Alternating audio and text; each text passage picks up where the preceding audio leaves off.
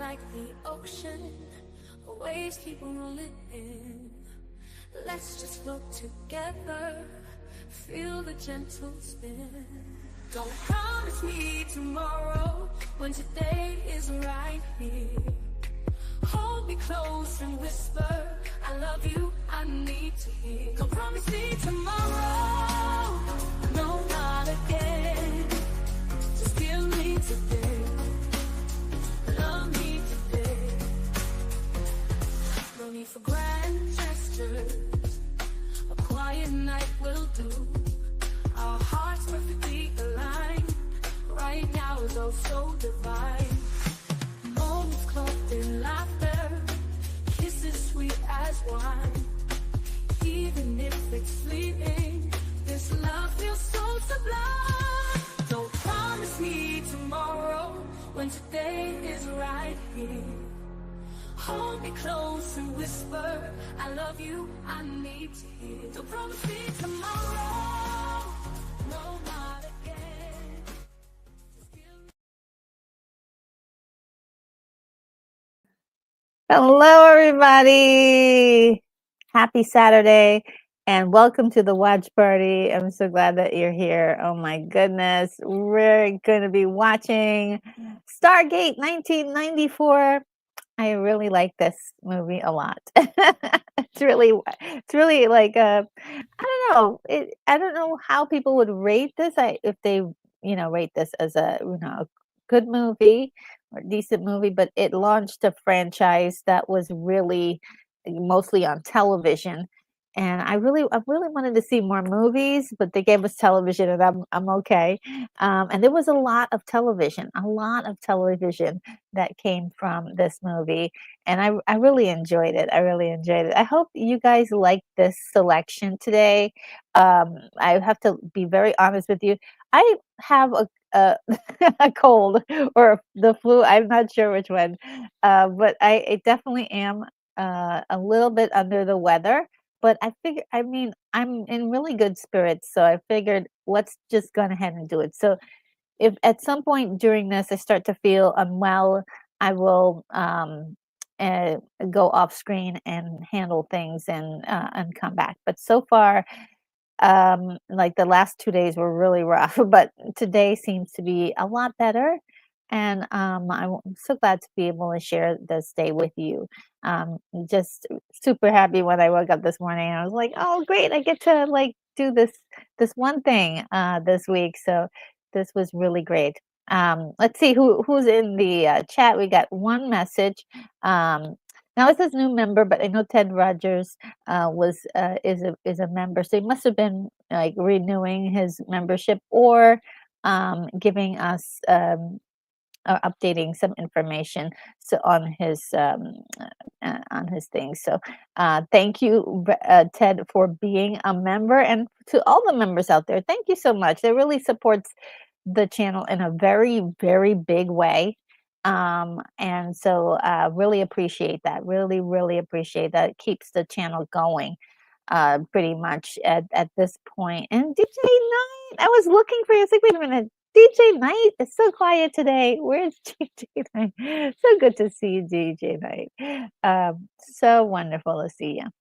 Joseph McKay is here. It says the effects of Stargate were, and for the most part, continues to be great.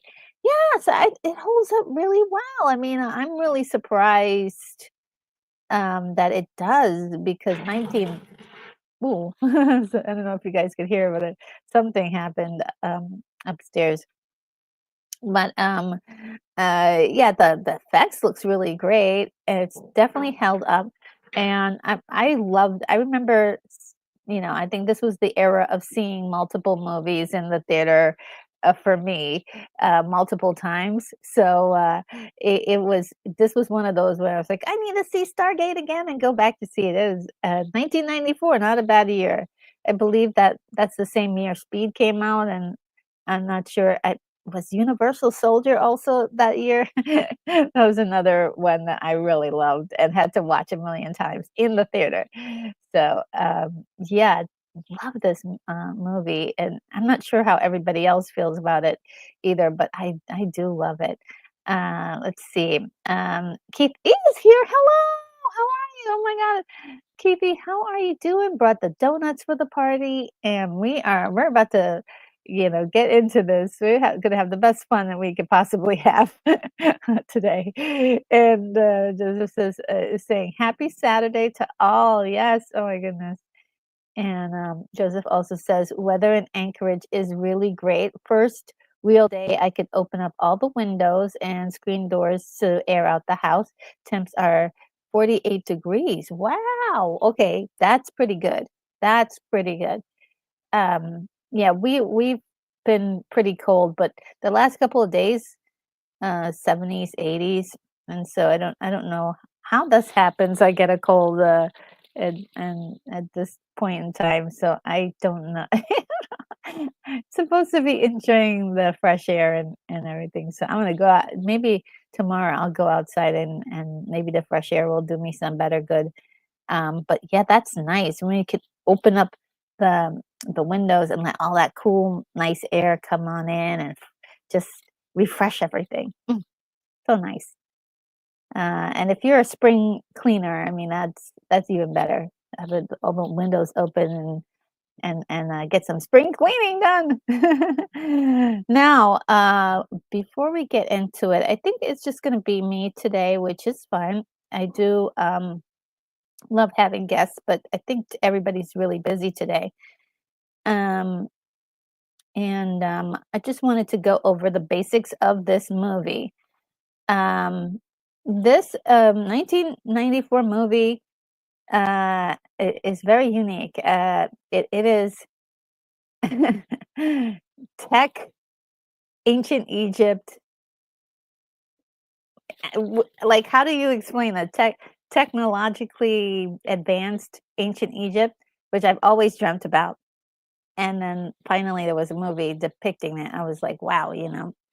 Um, and it seemed to have a very interesting take on Egyptian history that with aliens and this alien uh, uh, you know creature comes to Earth and starts inhabiting the body of one of the um, the locals, and it just becomes something that takes over Egypt in total. And they've been going to different planets and doing all this like colonizing, basically, that we find out later on in the TV shows. But it's cool. It's so cool. So, um, the director of this movie is Roland Emmerich, and Roland Emmerich has done a lot of movies that are like Independence Day is one big one where it can go really over the top. And as we were talking about before, this is like really like a well done movie for the idea. They put a lot of money into this, which was also like really like they actually put a lot of money into this and really put together a I would say a good looking movie. So um yeah, that was something I had never really seen before, besides the old 1960, I believe 1968 Cleopatra, 1960, somewhere around the 1960s they did Cleopatra, and they also did it a little bit earlier as well. Those movies are really cool movies. But I feel like this one kind of like nailed it better. I mean, I think like the next one, they really got to go to. If you're gonna do a movie about Egypt, you should go to Egypt. I mean, and do it. That's what I think. Um, and that might be also a good uh, a good idea. I don't know. The writers of this is, of course, Roland Emmerich himself, and then there was a partner on this, Dean Delvin. Um, Devlin, sorry, Dean Devlin. And let's go over the actors really quickly because I think this merits some conversation. We got Kurt Russell, who was amazing in this, and he is playing Colonel Jack O'Neill. And it's one of those movies really never seen him like do this kind of thing before, which is really. I think later on, I think he did a movie called Soldier that was really quite good. I like that movie, but it's been years, so I don't wanna, like, oversell it too much. I have to revisit it again. We also had James Spader, and coming off the '80s, he still has this sort of boyish look about him in this movie, so that was kinda cool. I think another movie he did a little bit later, in the early aughts was, Supernova, and he really I think he got all buffed up and, like, worked out a lot for that particular role. He did some other really great movies, but and he's a great actor, but this was such a different kinda thing for him. He was usually playing, like, a jerk or, somebody who is, like, not likable, and in this movie, he's so likable. He's so delicate and adorable. So it's very interesting for me to see him play that part, uh, and very, very cool. We also had Jay Davidson, who was recently, a little bit before this, in the movie The Crying Game that, like, won all the Oscars that year. I mean, it was like it was so, intensely, I would say, loved by the, um, the Oscar community, and so, it was given a lot of praise, and so right after that, he did this movie. There were some other people, that you might see in this, like, I never can get his name right, but Dimon, Hansu, if I'm saying it wrong, please let me know, but, he plays Horus, in this, and then there's, John Deal, there's also, French Stewart, plays one of the lieutenants, which is really wild. And then there's Eric Avari, who was in the Mummy movie. Loved him. Um, and there was a couple other people. I mean, so this is like a really intensely great cast, I would say.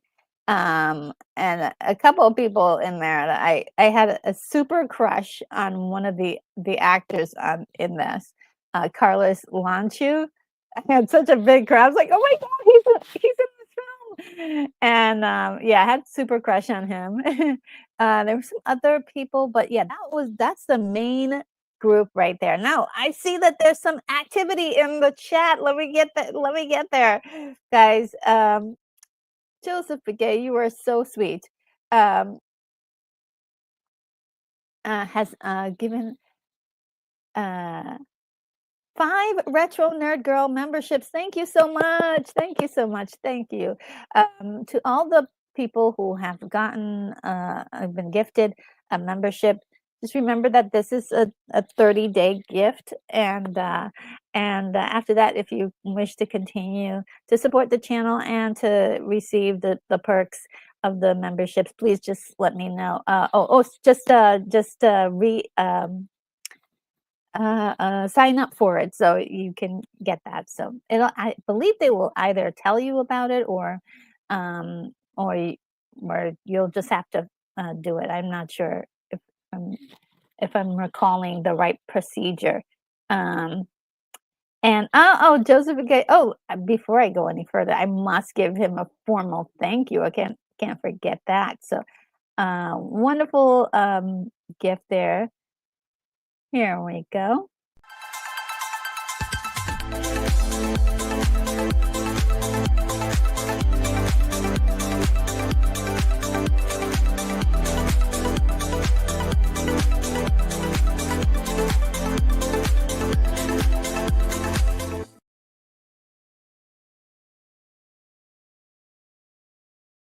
Yes, I love those. I didn't mean to hit it again, but I love those things. It looks like let me see really quickly. All right, so I'm going to read off the names really quickly. Lord Toth got a membership. Shade Viking got a membership. Lance Chafin got a membership. Chris Ford got a membership. And Lorena Creole got a membership as well. Ah, awesome. And let's see. Um,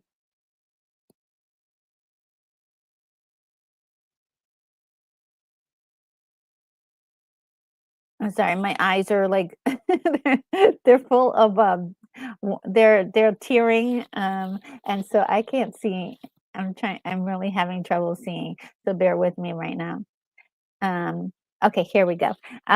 Joseph Gay says, "Whenever I see French Stewart, I can't help but think of Third Rock from the Sun." Oh yeah, that show. Where Mr. Stewart played the transmitter. I don't remember I don't remember um him playing well, I didn't watch every episode, but that was a fun show that I remember watching a couple of episodes here and there. And oh yes, so yes, Joseph Begay has said it better than I could. I don't I seem to be at a loss for words there. But he says the receiver chooses to pay to renew it. So that is how that works. And hi Iuna says hi. Oh, how are you? How's everything going? I love the little hand gesture. And Keith is, of course, letting me know about um, uh, Joseph's wonderful gift. Thank you so much. And Darth Plato is here and it says that Stargate is a documentary. Yes, a lot of people would agree. A lot of people would agree. Whether things went exactly that way or not, but we're there's a lot of people who agree with you, which I think is interesting. And Abe is also here. Says, "Hey all, I love this movie." Oh yes, for some reason I don't hear people talk a lot about it. Um, so I'm not sure how everybody feels, but I love this movie. I do. Um, I thought Kurt Russell put in a different performance than I was used to seeing him put in. And I loved it. I loved his backstory. I love how they cared about his backstory. And we're going to talk about it when we actually play watch the movie. Let's see. So let me clear up some of my screens here so that way I can see stuff. And Darth Plato says, "You will never tag me with a free membership." Oh, no. Wow. Oh, yeah. Well, I'm not even sure how they work. For some reason, whenever it happens on other people's channels, I never am able to get the free membership. So I'm like, oh man, that would have been cool to have a free membership. So when I guess not everybody does get a chance to, um, but I'm glad that it's available. One thing, let me see if I can get things started. I might as well get started a little early.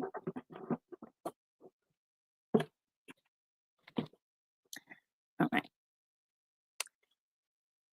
So, okay, if this is your first time here, what we usually do is that you have a copy, I have a copy, and then we watch our copies together.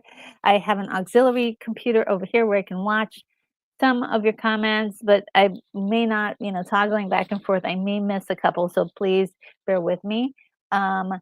We can watch if you don't have a copy or a place where you can see one. It's on Tubi.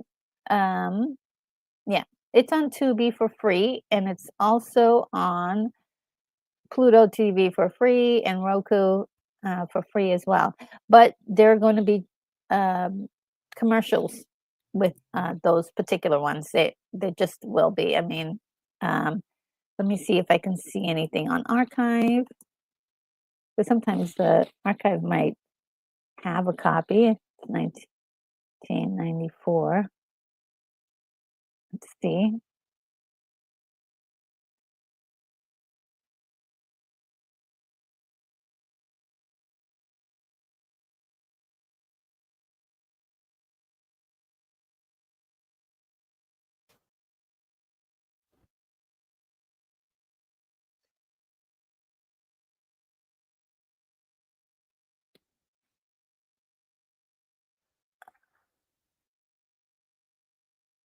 Okay, so it is available on archive.com. Oh, sorry, archive. Is it .org? Sorry, archive.org, and it doesn't start at the same time my copy does. So that's where the visualizer is really going to come in handy. The visualizer is going to really come in handy. So I will put that there.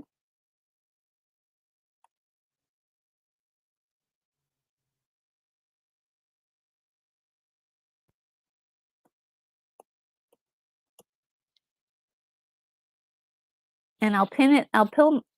Pin my copy or my comment at the top. So any newcomers, you can just like let them know, like, hey, go check at the top of the chat, and you'll be able to see the link and just click on it to get to the movie.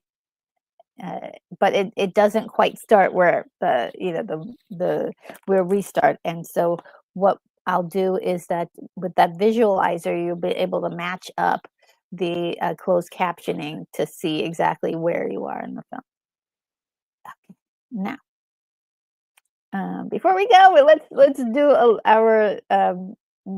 our little hype video, and then we'll put down the banner. So let's go.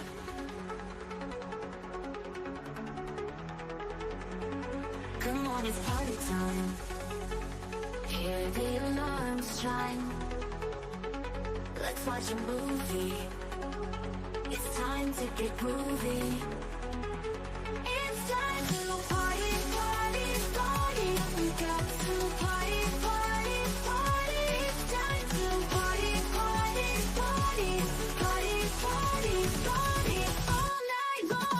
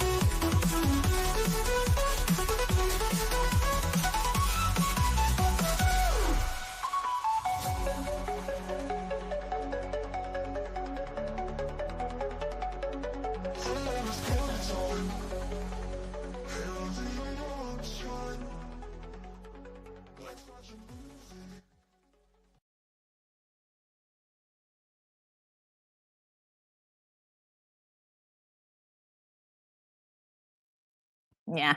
I love that. So guys, I hope you're ready. Before we get into that, I see some people have walked through the door, have just come into the party. Let's see if I can catch up to where you are.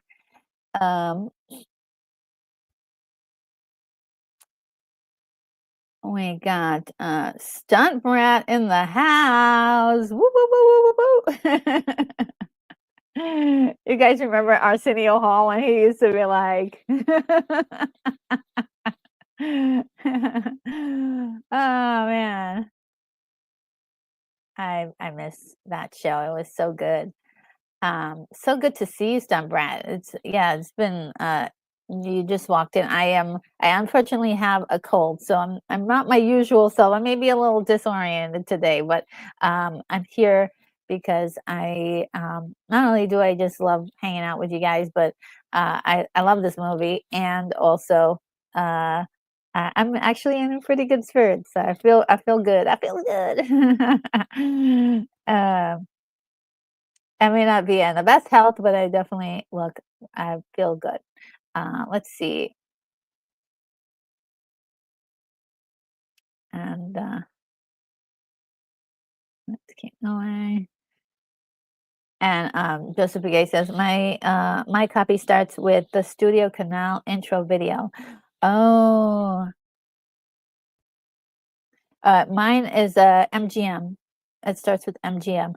And by the way, if anybody has an MGM subscription anywhere, you should be able to see this for free because it's free on MGM. Um, and yeah, oh, look at Ava's dancing. Ah! And Darth Vader's assistant is like the thing in the Fantastic Four. It's clobbering time, hugs time. Oh, I love that. That is awesome. And Stuntbrett says, I miss Clobby. Oh, yes, I miss him too. I was actually thinking about him yesterday. Um, I was thinking about him yesterday. And Botanical Bro is here. Oh, snap. Says Retro Empress. Oh, wow. I'm not worthy. I'm not worthy. I'm not worthy. And Stuntbrett says, Retro, the second you feel a cold coming on, take an airborne every 3 hours. It will kick it. Promise. Oh, that sounds like a good plan. I will have to wait till I get to grab some airborne. Um, I think it's what vitamin C and iron and zinc. Is that the combination? Well, I may have some in the house. I'll have to look. But before I get going with this, I just wanted to share some physical media that I have just gotten into my collection. Some of my favorite guilty pleasures. Physical media time. Physical media time. I got The Wiz. I love this movie so much. It's just so so much fun. Oh, very silly and sometimes you need a little silly in your life. And yeah, I love that adaptation of The Wizard of Oz. And I think they did it right by not calling it The Wizard of Oz. They called it something else, right? They called it The Wiz. So yeah, I love that. And then I've got Galaxy Quest. Oh gosh, the light's really coming through there, but Galaxy Quest and 17 again. I love this movie, by the way. Just absolutely love it. Low budget film, just what it's by Showtime Entertainment, not they didn't spend a whole lot of money on it, but I do love the story idea. I think we talked about it briefly, but I would I don't know, just it's one of those movies where I love watching it as many times as possible. Let's see. Um, Botanical Bro says actual Stargates in Egypt have been confiscated by the U.S. Via NASA. Oh, wow! And says dig in the flux capacitor. Thank you for noticing, because we are going back in time. And Stuntrat says, "Love The Wiz. It has my Hard Rock Son favorite film." That's really it was my Hard Rock Son's favorite film. Wow, wow. It's so out there. I just loved it. I really did. Um, and Botanical Brother says The Quest. Um, that's what's up. Yeah. And so I'm just happy to have those. Just slowly building it out. And thanks so much for everybody who has sent me a lot of hard copies, Unicorn Rampant Studios, Joseph Begay, a couple others. I'm sure I'm missing right now, but definitely, yeah, my collection is growing, And finally, it's nice to have those comforting ones that you remember when you were growing up and how much you liked those. Yeah.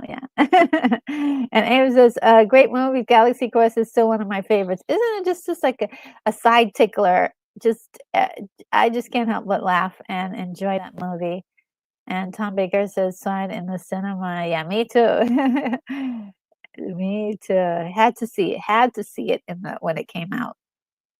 As soon as I saw the premise, I was like, "I'm in." Yeah. All right, so let's get the show on the road. Um, all right, I'm gonna get my copy that I'm gonna be watching with. Because yeah, the one on Internet Archive, you may have to wait a while because and just because it starts with Mario Casar presents, right? So it starts with the opening credits, but not the intro from MGM Studios. So maybe, or does it? Yeah, I'm not sure. We'll s- we'll see.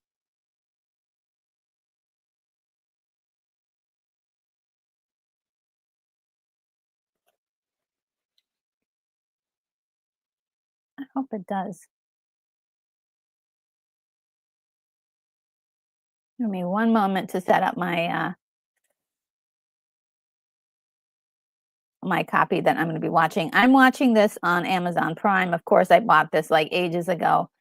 Um, when I had a little extra money in my pocket.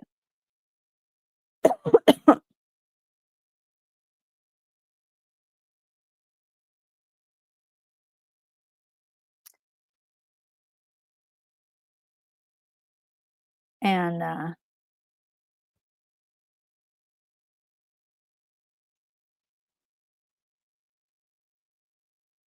I'm missing like a whole bunch of comments that you guys.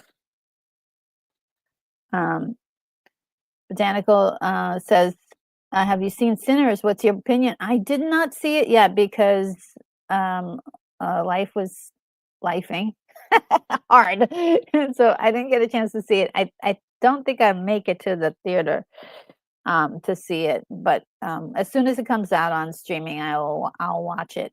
I hate doing that, but would love to like actually support it in the theater, but it was just too crazy. It was too insane. So I had 2 days that I was like, oh, I could go see it, and it just did not work out. But I heard it's so amazing, and I'm so happy that that there's something out there that people are liking. You know, Joseph Gay says should be getting a copy of Dark City. Oh my god! On 4K around the 27th. Okay, wow, you guys, thank you so much. Wow, Dark City is such a great movie too. I love that. Um, and Some Breath says I'm collecting DVDs for when they shut our grid down. Ooh, it plugs into the car charger. Okay, that's a good plan. I would say. Um, uh, Yeah, that's a good plan. Yeah, because you don't know what's gonna happen. Ted Rogers says, "Clean retro." You guys give me these names, titles. You I'm sorry. I'm not worthy. I'm not worthy. Sorry. You have some new additions to your physical media collection on the way. Oh, wow. Okay. Wow. Thank you, Ted. You're amazing. That's so sweet. Um, And Tom Baker says 1994 was just hit after hit movie, right? Is that my recollection correct on that? Um, I think it all came out in the same year, and then 1999 turned out to be like it was that year, and then 1999, and then 2000. Just kind of interesting to me. Um, Elizabeth Gay says, all my videos are backed up on my Plex server. and then again on a separate external drives. How do you do that? You're a genius. How do you do that? I need to do something like that, a backup, the videos I have. Um, and Sunbird says, Joseph, I'm a real boomer, and that's Greek to me. Yeah. It sounds amazing. I'm like, wow, you're like a tech genius. I can't even. I really struggle to figure out how to deal with, physical media too, though. But it's still like you have to be able to have those because streaming right now is so weird. Like you don't know if you're the stuff that you're buying is actually yours. Like the stuff on Amazon, like movies I know I bought have disappeared. So I'm like, well, that was the whole point of buying them, was so that way they were mine. And, yeah, Abe says, and Dark City's another banger, isn't it? It's just great. And, Botanical Brother says, "I'm still amazed by those, Janet Jackson eyes." You think so? That's sweet. I don't see the resemblance, but I was told when I was a kid that I looked like not Janet, but, because she was too small. They kept saying that I looked like Michael Jackson. It's just like, let's they were like, "Yeah, you look just like Michael Jackson." I'm like, "Okay." Very interesting. And then when I got older, they said I looked like Latoya for a while there. Oh man, Joseph says, "Can I convert to MKV video format container and store digitally on rotating drives?" Always worry about digital rot on physical media. Yeah. I look, I'm all for let's go fully digital, right? But I'm for technology for sure. But I mean, uh it gets to be so many. You got to have different copies of different things and different. I'm lost. And Summer says, Retro, I don't know how to Zoom or to get on chat. Call me to practice for Honey I Shrunk. Oh, okay. Yeah. Okay. We'll talk. Yeah, we'll talk. Um, and Botanical Brother says, Retro, take copper supplements to treat a cold symptom. Okay. I do have copper. I do have copper. Well, I was wondering, I was not sure if I had the flu or if I had the I had a cold because I know for a cold you just I usually a cold is like lasts a couple hours, whereas flu usually lasts a couple days. I mean, for me typically, but yeah, copper. I may have some copper. I may have some copper. And Bonzo Gilburn says, Retro Nerd Girl, the mystifying lady in red returns. You're so amazing. More amazing titles. You're great. The Outcast Creative is here. Hey, Retro's just in. Sensible Weekend can pop on to talk about this film for a bit if you like. Sure, sure. Um, and and everybody. Oh, okay. And 21st Century Tech hugs. Oh, thank you. All right. So I don't want to get thrown off. We've already gone along there on the for some reason I got distracted. But let's see if I can figure this out without getting to now.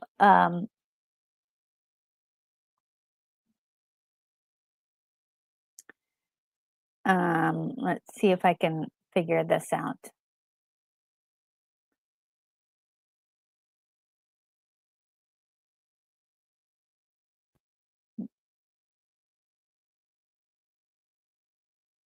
It's so funny because like usually I have a little bit more I can figure things out a little bit better than this. Oh, by the way, okay, so I found out exactly how many, if you're watching this on archive.com, sorry, archive.org, about 14 seconds in is when you'd probably need to start. So from wherever I begin the counter, about 14 minutes in, that's when you would need to start your playing your video. So I found that out for you guys. Um, all right, let's see.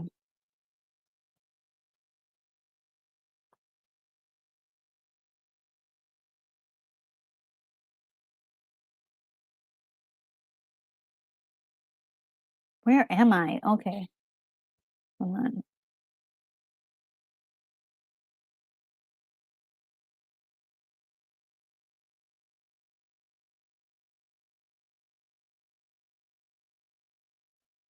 Oh, I'm seeing myself on X. Okay, so I'm sending this to Lance right now.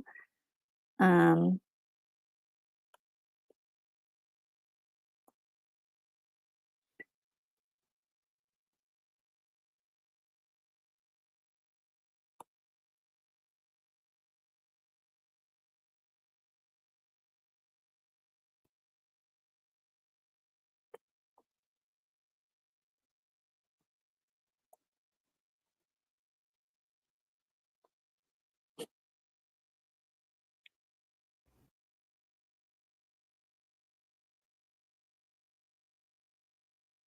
oh no, I messed it up.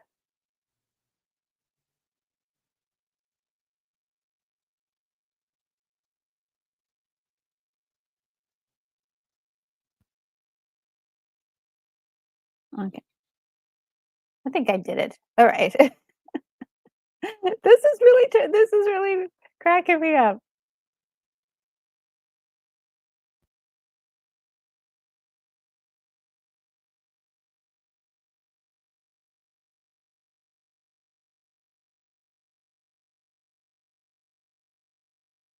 All right.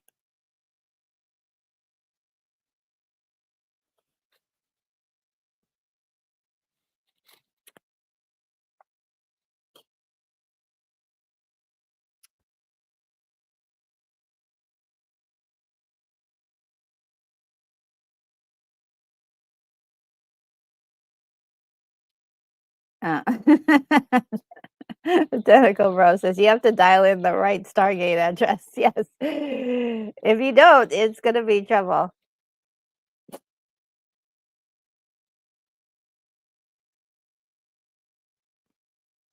Okay. Uh, all right. I think I've sent Lance the thing. Um,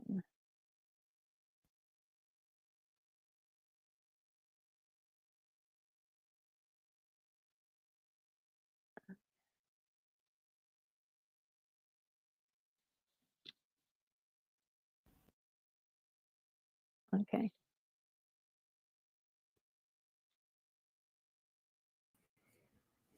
Hey. Hi, Lance. How are you?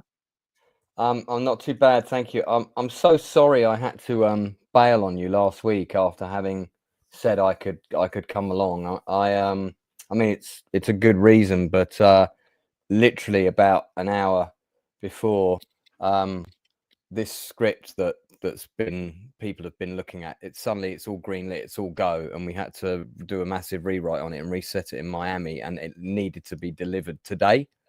So Wow.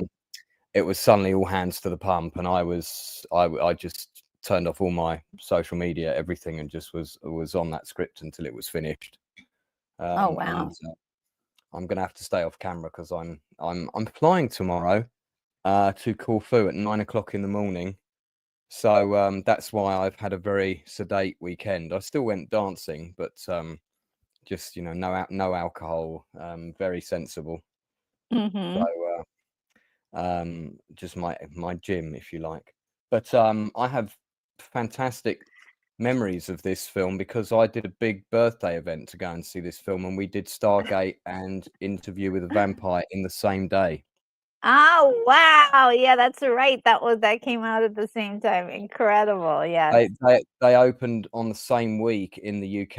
I mean, you probably had, maybe you had them earlier. I don't know, but I've got one very specific thought about Stargate before you play the film, which I remember from the cinema, and I Okay. remember thinking when I was watching it, I remember thinking, wow, this has really captured that fun feeling of like seeing Star Wars for the first time again. It had that kind of vibe for me. There was something very Star Warsy about it, something very original, something very cinematic. I hadn't seen a movie like this in quite a long time when I watched it. And then, of course, after this, they did Independence Day 3 years later. And Yeah. when same team. And when I watched Independence Day, I went, wow, this is like seeing Star Wars for the first time. This is just so epic. Yeah. So yeah, these are of that team, Dean Devlin and Roland Emmerich. These two films are Roland amazing. Emmerich. And then it's like, guys, what happened? But you know, we won't go there. But Yeah, I mean, because I would say, well, Stargate, I know they went off into the TV direction, which is yeah, okay, but it's not gonna get you the same punch as doing movies. And so it and none of the people from, well, not want to say none, but most of the people from the movie did not come back for the TV that's show. right. So it was kind of weird, Yeah, like, oh, okay, this person's playing these like the characters were all different, and they even had like a different flavor to them. I mean, um, different actors are going to put their stamp on it, so it can work for them. So yeah. it just felt different. But I still love the show on TV. But I was like, why can't we get this in a movie franchise? Which was really kind of sad to see. Oh, I just wanted to say hi to the drunk review. Hello to one of my Hello. favorite films. Oh, thank Retro Nerd Girl. Happy Saturday. Thank you so much. You know, I was trying to figure out, do people really like this movie? Because I don't hear people talk about it that much. I, Um, I I hear people talk about it quite a bit. you I mean, I do? think it's Okay. I mean, of course, to you and me, Retro, this film doesn't see that long ago, but we keep forgetting Yeah, that we're getting on a bit, and actually 1994 was quite a long time ago, even though we pretend it wasn't really. Uh, yeah. it It's like it feels was. like it wasn't that long for us, but Feels I like do a lot. yesterday. I don't know many people that dislike it, but I Yeah. think the TV show, because the TV show went on for a really long time, and I'm told it got better as it went along. I think I only saw the Yeah, first two yeah. seasons. They had Um, spin-offs and everything. Spin-offs, yeah. Here's an interesting factoid. So, a girl I went to school with, Sally, I can't remember her surname, she got the license to do all the Stargate fiction novels. You know, there's a load of Stargate novels out, and Oh, yeah.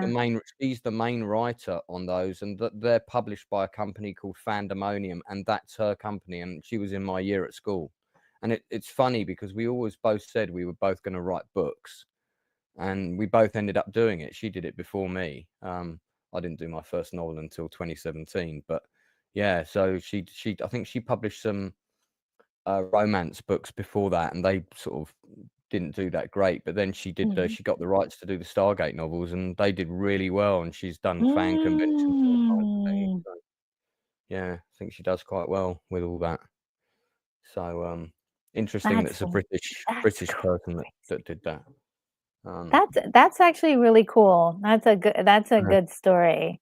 We Yeah. have to remember that Lance, Lance, you've got such great stories, and thank you for stopping in and hanging out with us today. He says, It's a watch party, isn't it? So we're actually going to put yeah, the yeah, we're film on. actually gonna watch party. At the very top, if you don't have a copy, there's a copy on archive.org that you Can can. you send me the link to that in It's right at private? the top of the chat.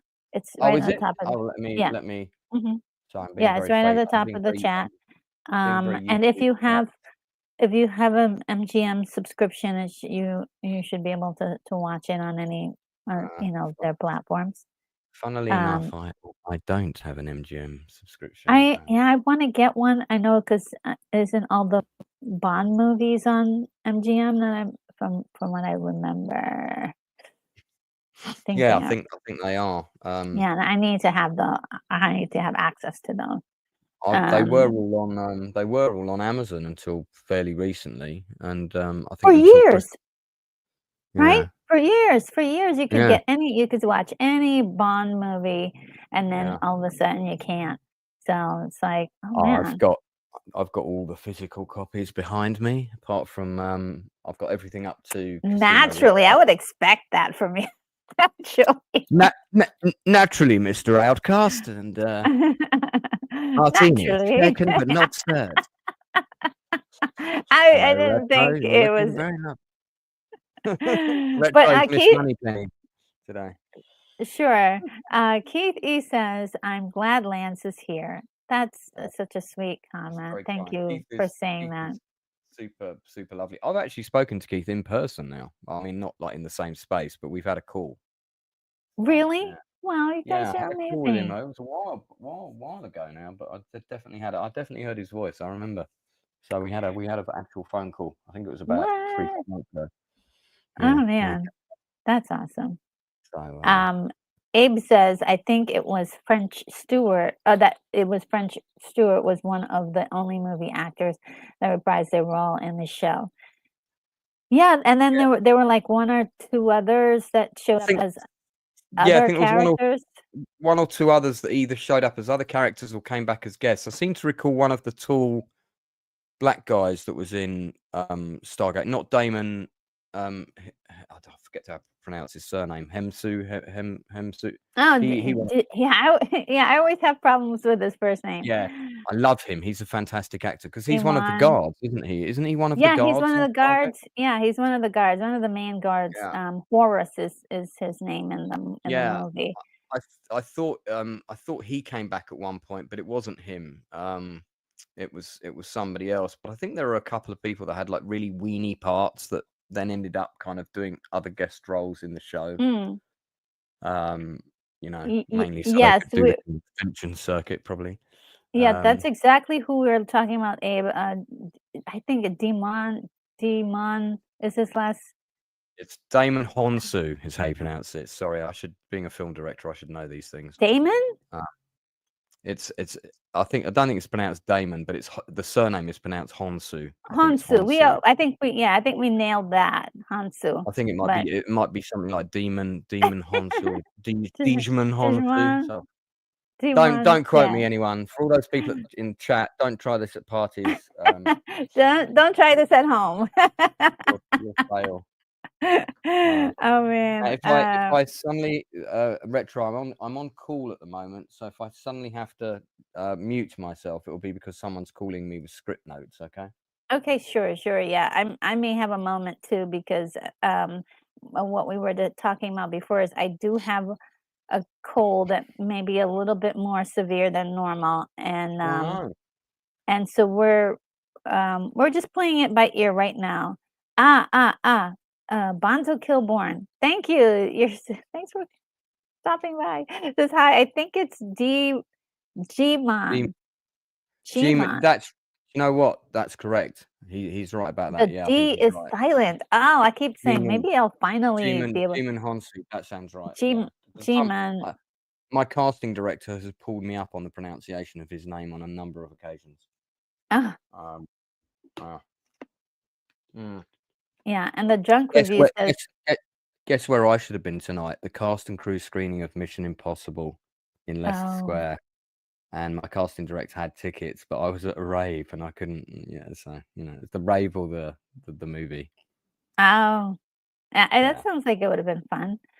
The drunk review says some of the soldiers returned in the television series to reprise their roles. Yeah, that's what I thought. Yeah, I think it was like a couple of them. Yeah, and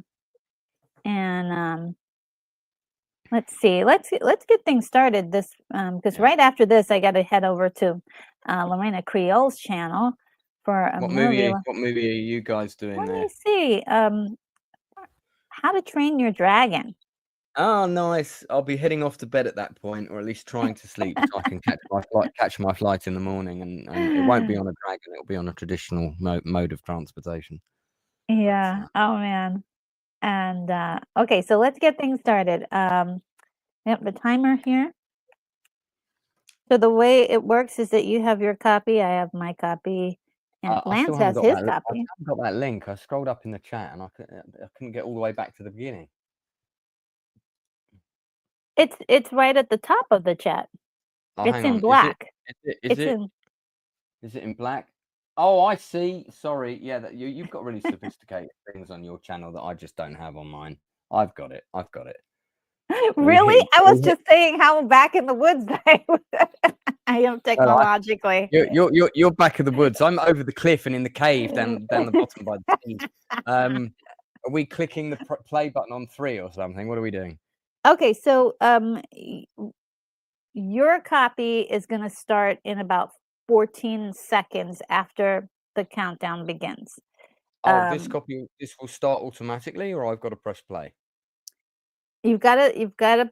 Okay, so hopefully in my, I'm not, if I'm not certain, you have to press play. Okay, I'm glad this. So just go to the page, and if it plays or not, just if it starts playing, stop it and go back to the beginning. This is weird. It says it's only 7 minutes and 13 seconds. Oh, hang on. Was that 7 hours? That can't be right. Yeah, Okay, I think they put the extras in there, but as long as they had the movie, that's all we care about is the movie. I've paused it on Mario Kazar Presents. Interestingly enough, I'm trying to get him on for an interview. Actually, Mario Kazar. Wow. Yeah, Okay. I've been trying to get him on for a long time. So where that starts is 14 minutes into my copy. So, which is the copy that's on. 14 seconds after, then you press play. Okay, I'll let you guys know this. Do you want us to comment on, well, when I say us, I guess I mean me. Do you want sort of commentary on things we're looking at, or doesn't Absolutely, it matter? that's like we normally do for Watch Party. You've been to one of these before. I've only done a couple of these with you. I've been mostly raving, so I have to be compos mentis in order to come and do one of these. Okay. Right. I'll be easy on you. And so when you press play, I'm pressing play. Well, the countdown is for like whoever has the actual copy of the film that so whoever has the actual copy of the film, we're going to do the countdown to get things started. When it gets to 14 minutes, that's when you press play. Oh, sorry, not 14 minutes, 14 seconds. You press play because that's when, yeah, right? Okay. I'm going to mute like myself. 14 or 13. Okay. I'm going to mute myself. I will have a visualizer that you will be able to follow exactly where we are in the movie. So that's the main thing. Like once you get things started, there'll be a visualizer to help you even further. So excellent. We've done so many ways to kind of help everybody take part in this. So even if you don't have a copy of the movie, you can just look at the visualizer and watch the words and go from memory. You might be able to see a few pictures, but nothing conclusive that will take down the video from YouTube or X. But it's enough for you to know, oh, this is the part that we're at if you've seen this before. So here we go. I got the countdown ready. It'll be 5, 2, 1. And after 1, that's when those of us who have the main copy will hit play. Okay. So 5, 4, 3, 2, 1, hit play. Do I need to mute mine, do you think? Yes, you don't want the volume of the music or anything. Okay. I mean, I don't know if you can hear it because it's on a separate browser. Okay, you guys should have hit play already. I'm playing mine. I'm playing. Okay. Hey, let me just say something about the awesome score. So this is a British composer. He's called David Arnold, and he got his break on a film called The Young Americans, and The Young Americans was also the break of a one Danny Cannon. Now, if the name Danny Cannon sounds familiar, he was a British director, independent. He went on to direct the Judge Dredd movie with Sylvester Stallone, which of course Oh, really? derailed his career, right? But after that, what did he do? He created CSI, and the rest is history. So, so if you watch any CSIs, you'll see the name Danny Cannon on there. But he always used David Arnold. David Arnold was his go-to composer, and I think Danny Cannon got David Arnold's attention, got the attention of David Arnold to these guys. So, and then David Arnold, I believe, also did the score for Independence Day after this. So, Okay. there you go. So if you are matched up to the visualizer right now, we're all on the same page.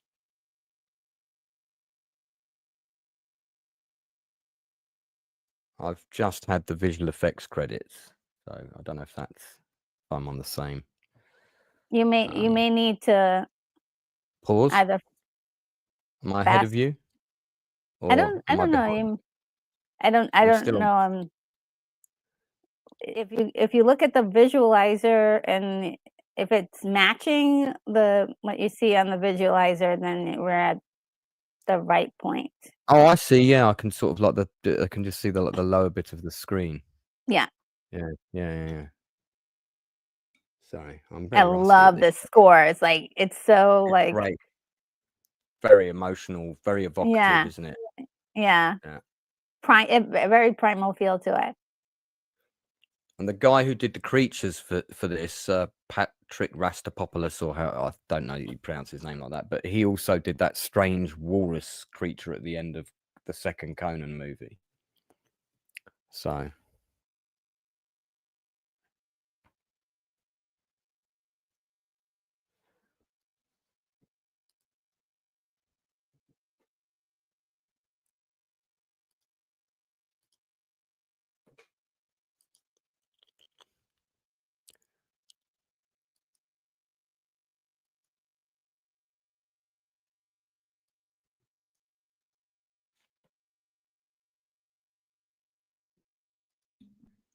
I love this so much.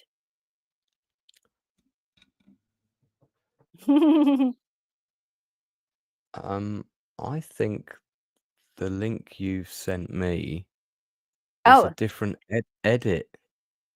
Oh. Yeah, the opening scene that I'm watching is not the same opening scene that you're watching. Oh. I've got the opening scene where Jay Davidson's character actually gets taken, who becomes, of course, the lead alien. I'm watching the extended cut, I believe. Sorry about that.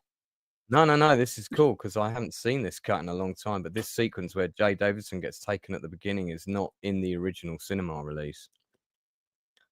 So that's going to be confusing, isn't it? Oh, Never mind. Yeah, that's definitely not what was intended. What I'll try and do is jump ahead and get on the same scene as you. But yeah, this is definitely a different edit that I've got. Well, let me see if I can find a different link. Now I'm on the scene that you first started with. So because your first scene is where it comes up Giza, Egypt, 1928, isn't it? That's the opening. Yeah, whereas they've got the scene with the aliens coming and kidnapping that kid. Why have I seen that scene before then? I don't know. But you didn't have that scene on this version, did you? Because I couldn't see it on the. No.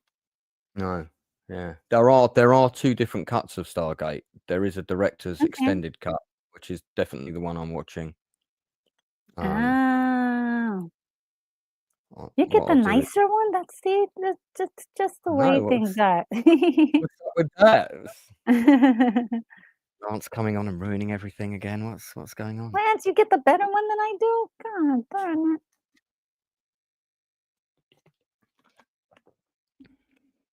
Yeah, you're slightly ahead of me now, so I'm going to try and jump ahead and I'm going to pause on James Spader coming into the room and seeing the Stargate. Yeah, sorry, guys. You got the director's cut, which is probably better than the cut that I have. Sorry. Right, I'm just going to mute myself for a sec, Retro, because I've just got to check a work message, okay? Okay, sure.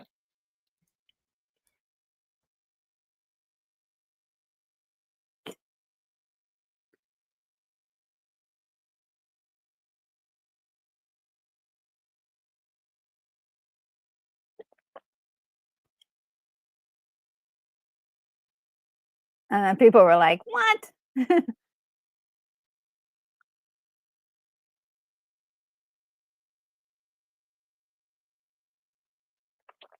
She's like, "Okay, finally somebody who's making sense."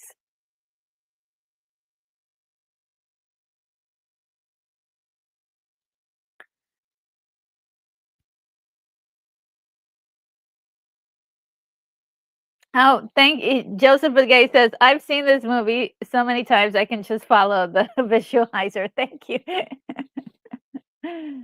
Yeah, we did try to do as much as we could to not make it look like you can actually see everything, but also we did try to do as much as we could, but it's still.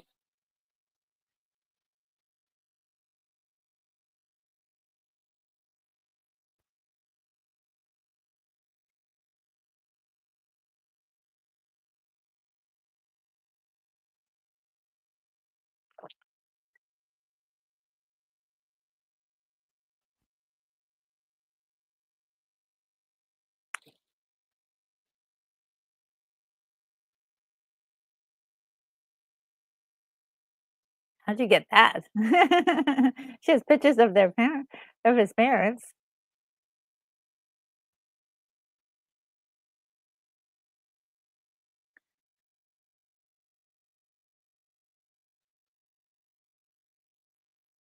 I love this actress, how she's so, like, serious, and That's that you that don't wanna mess that with her, like, this type of person you don't wanna mess with. that's the actress who played John Cusack's teacher in the movie The Sure Thing, who's doing that big speech where, about being daring in life and stuff, and she was actually a drama teacher, Hmm. and was part of the whole New York kind of theater set.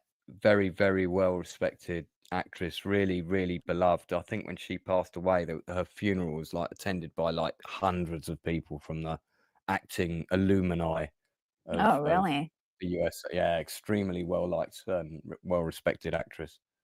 Her name I is remember. Vivica Lindfors, Yeah, just for anybody who's, curious.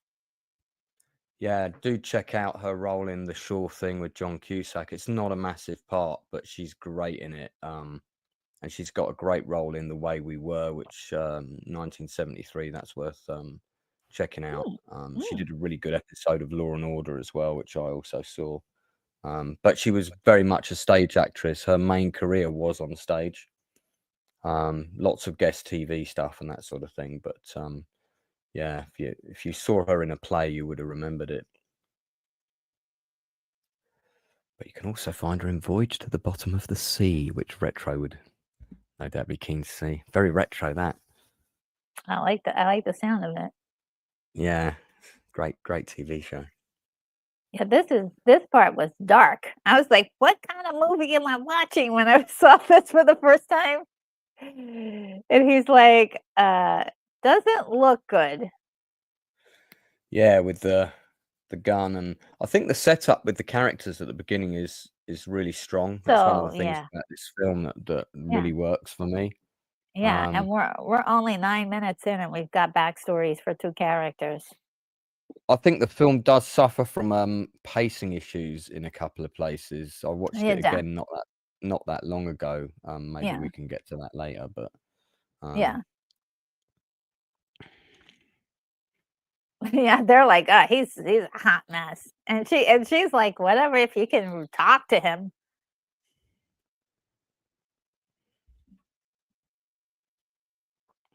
So good. I love these quick summations, backstories, but without like needing 20 minutes of the story to do it. I don't know. I just love a succinct script, like when they get to the point. Yeah, well, every line of dialogue should either tell you one of two things: something about story or something about the character in the scene. If it doesn't tell you one of those two things, the line of dialogue should go.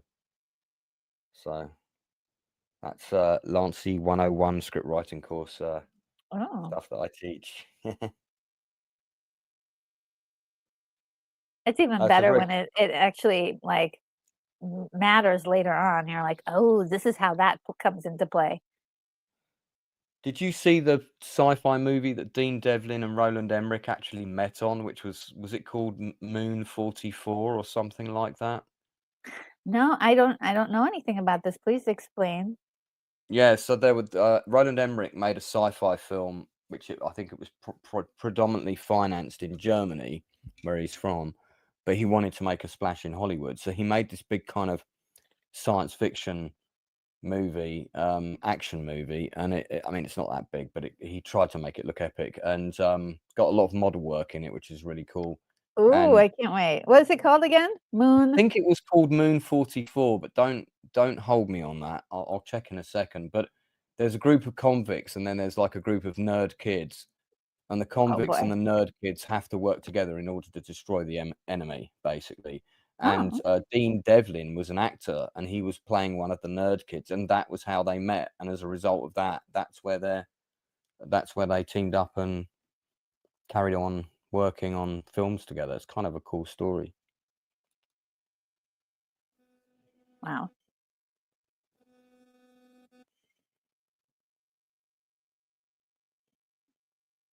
You see that guy in everything, Richard Kind. He's like in all these different movies and TV shows.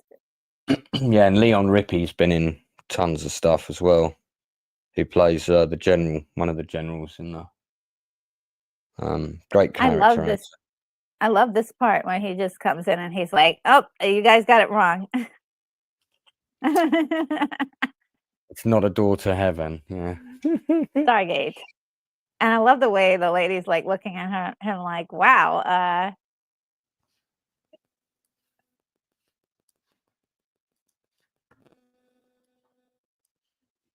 ooh." He took a shower. I Got a swear all those haircut, took a shower. I swear all those computer banks on the wall behind the general have been those computer sets have been used in like 5 other movies, you know. Oh, sure, yeah. I really hope that they don't just, make sets and tear them down right immediately after and try to reuse them. I do love this Stargate set. It's really great. I It's did a iconic. It's iconic. I did a science fiction live action role playing Stargate game one time. I didn't organise it. I played, and they actually built a full size Stargate, and it was quite funny. It What? had like a black curtain, so you had to like run up the ramp and go through the fold in the curtain, and then you were taken by a referee team who led you on a walk for about half an hour, and then you re-emerged somewhere else in this wood where the other Stargate was, and we were all running around with laser tag guns, and we had those big Egyptian guys running after us with their big laser sword things, and God, that was They're scary. great. It's a shame I I haven't got love any those ones. photos of that one, but I wasn't running it. I was just a player, but it was good fun. Stargate set looked really cool. I think it still exists. I think someone still has it in their garage or something.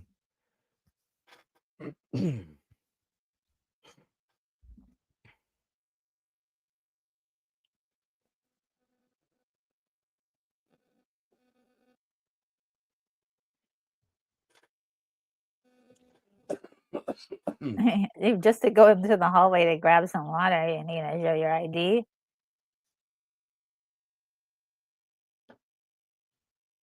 This is he's getting an idea. Sees something familiar.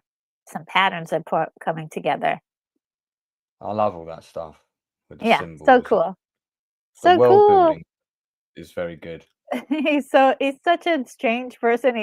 He takes it first and then he's like, "Oh, can I borrow this?"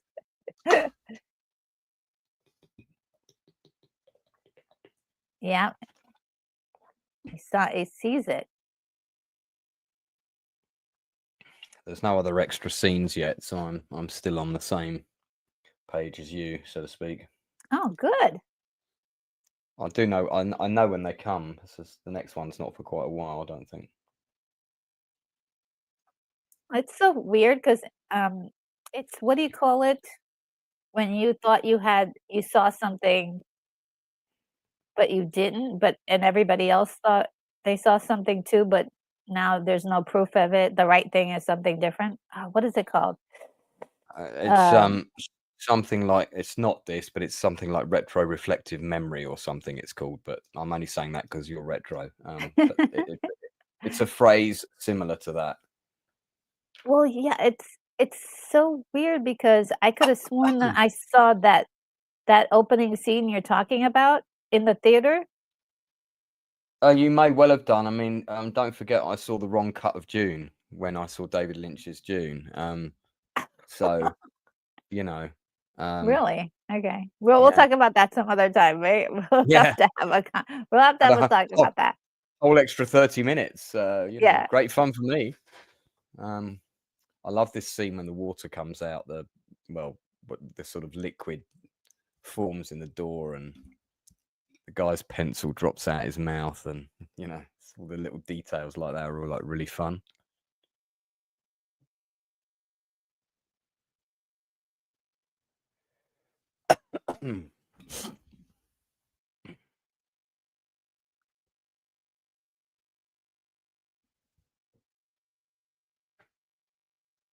They're like, "Oh." And the military just perked up. They were like, "Hmm."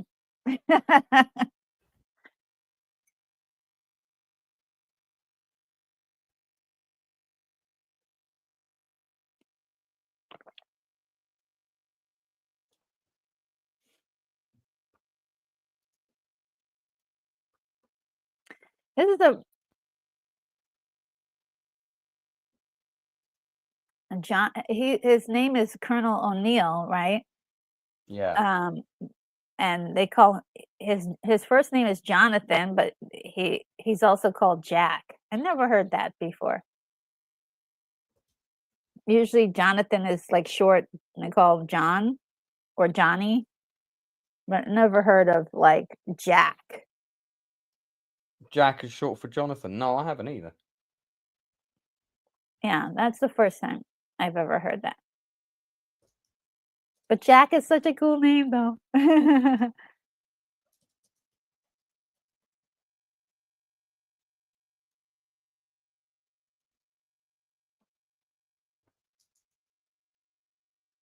Uh-oh. You gotta show him the device. The device. Everybody else has been briefed, but the guy who could actually figure out what the stuff is. Which makes sense. There it is. All of its glory, the Stargate.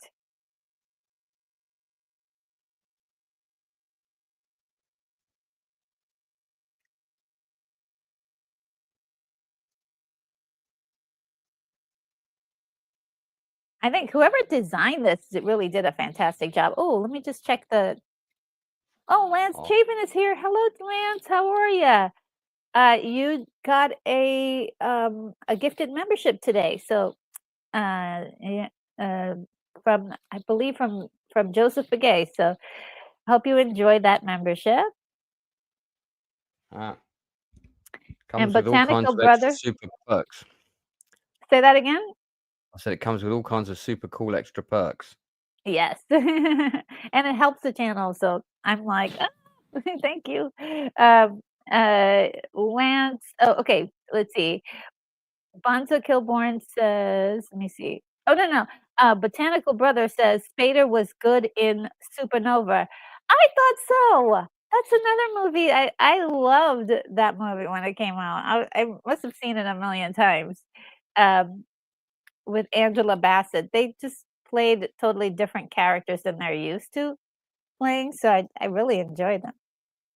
By the way, the production designer on the Stargate movie is Mm. Holger Gross, who's still around.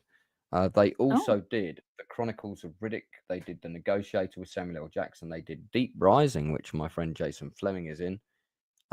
Broken Arrow, which I absolutely love that movie, John Woo film.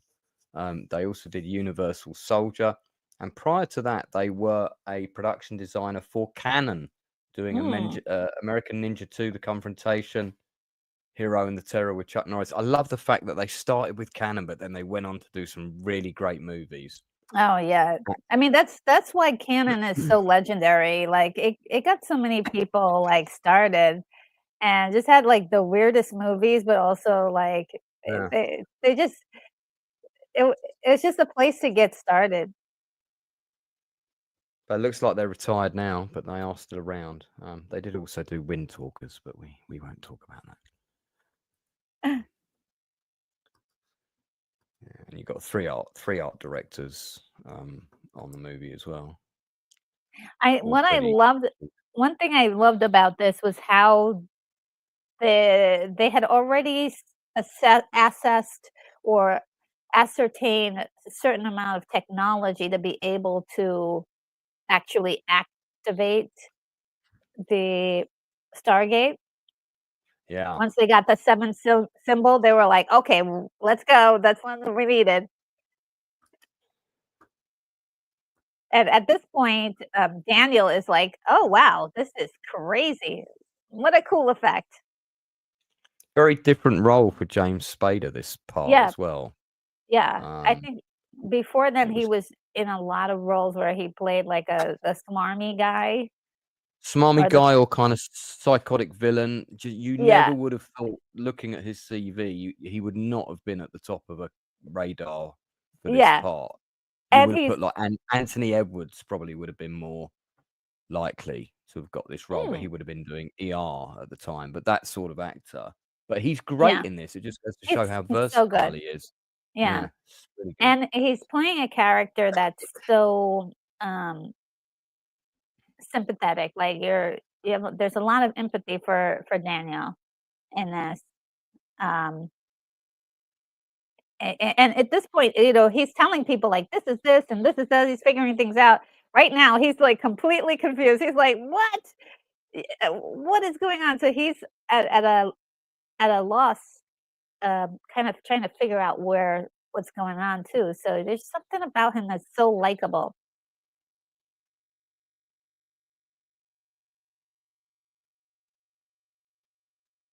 Though, I mean, I think he always played the characters that you love to hate before them. Like, Yeah, well, Pretty in and I think Pink. I mean, you know. yeah, just that guy, that you better not turn your back on it, he's gonna stab you right in it. Um, Less Than Zero, he was so bad in that one. Um, Was that the one he did with Robert Downey Jr.? yeah, yeah, it was Yeah. just that movie gave me nightmares. I was like, "Oh, no." That's quite a heavy film. It is. But I did love him in a movie called Wolf with, um,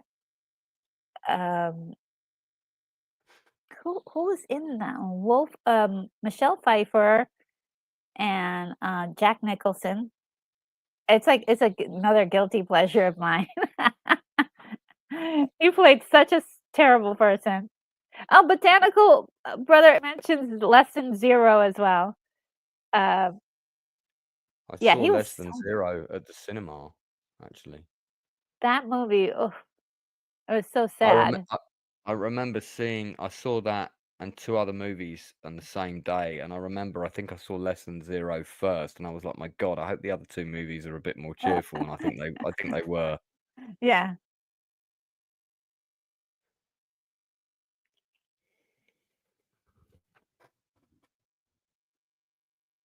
Oh.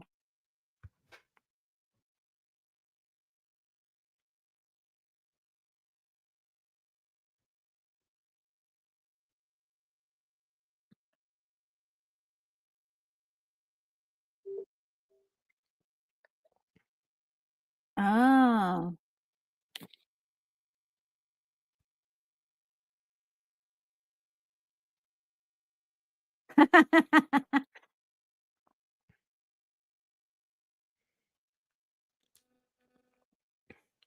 You know the bit where they transport? It always reminds me of Galaxy Quest. Mm. You know, with the teleportation in Galaxy Quest, it's Oh, kind of yeah, yeah, yeah. they do a Yeah. similar thing. Yeah. Yeah, he has this it's so very interesting is even now looking at it to see how, uh, you know, how Daniel is so out of the loop. He doesn't know what the hex is going on. Look at how, innocent he smiles. Um, he's Everybody else is like armed to the teeth and got helmets on, and he's kind yeah, of there with his glasses and his little day sack, you know.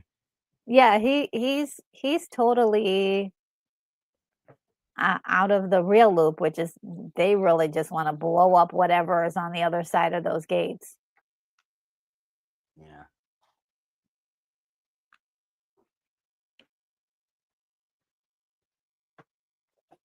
Which would be an act of war, but just saying. Just saying. But we don't do politics on this channel, so we will Yeah. say nothing more.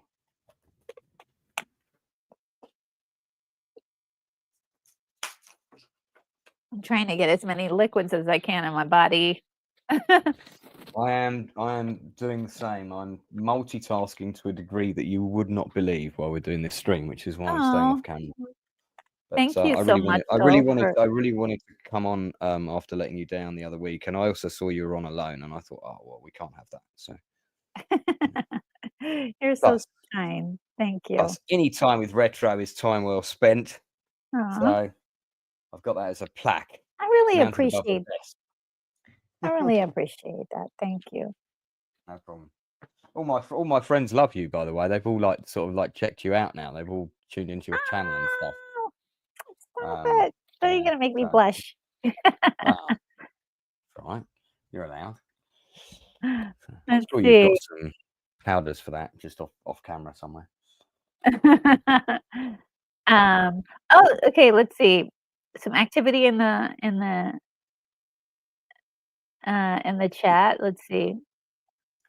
Oh, the I drunk review says, "I've been watching Spader on the in the Blacklist," which I think Yeah, he wa he's great in that. And I don't think he would have got cast in the Blacklist if he hadn't have done this movie. This movie took his career a whole new direction because people Mm, realized how versatile he was. he is. Believe it or not, I know a lot of people don't like Ultron, the movie, the, um the movie, that came with his characterization of Ultron. I think they liked Ultron, but they didn't like the movie.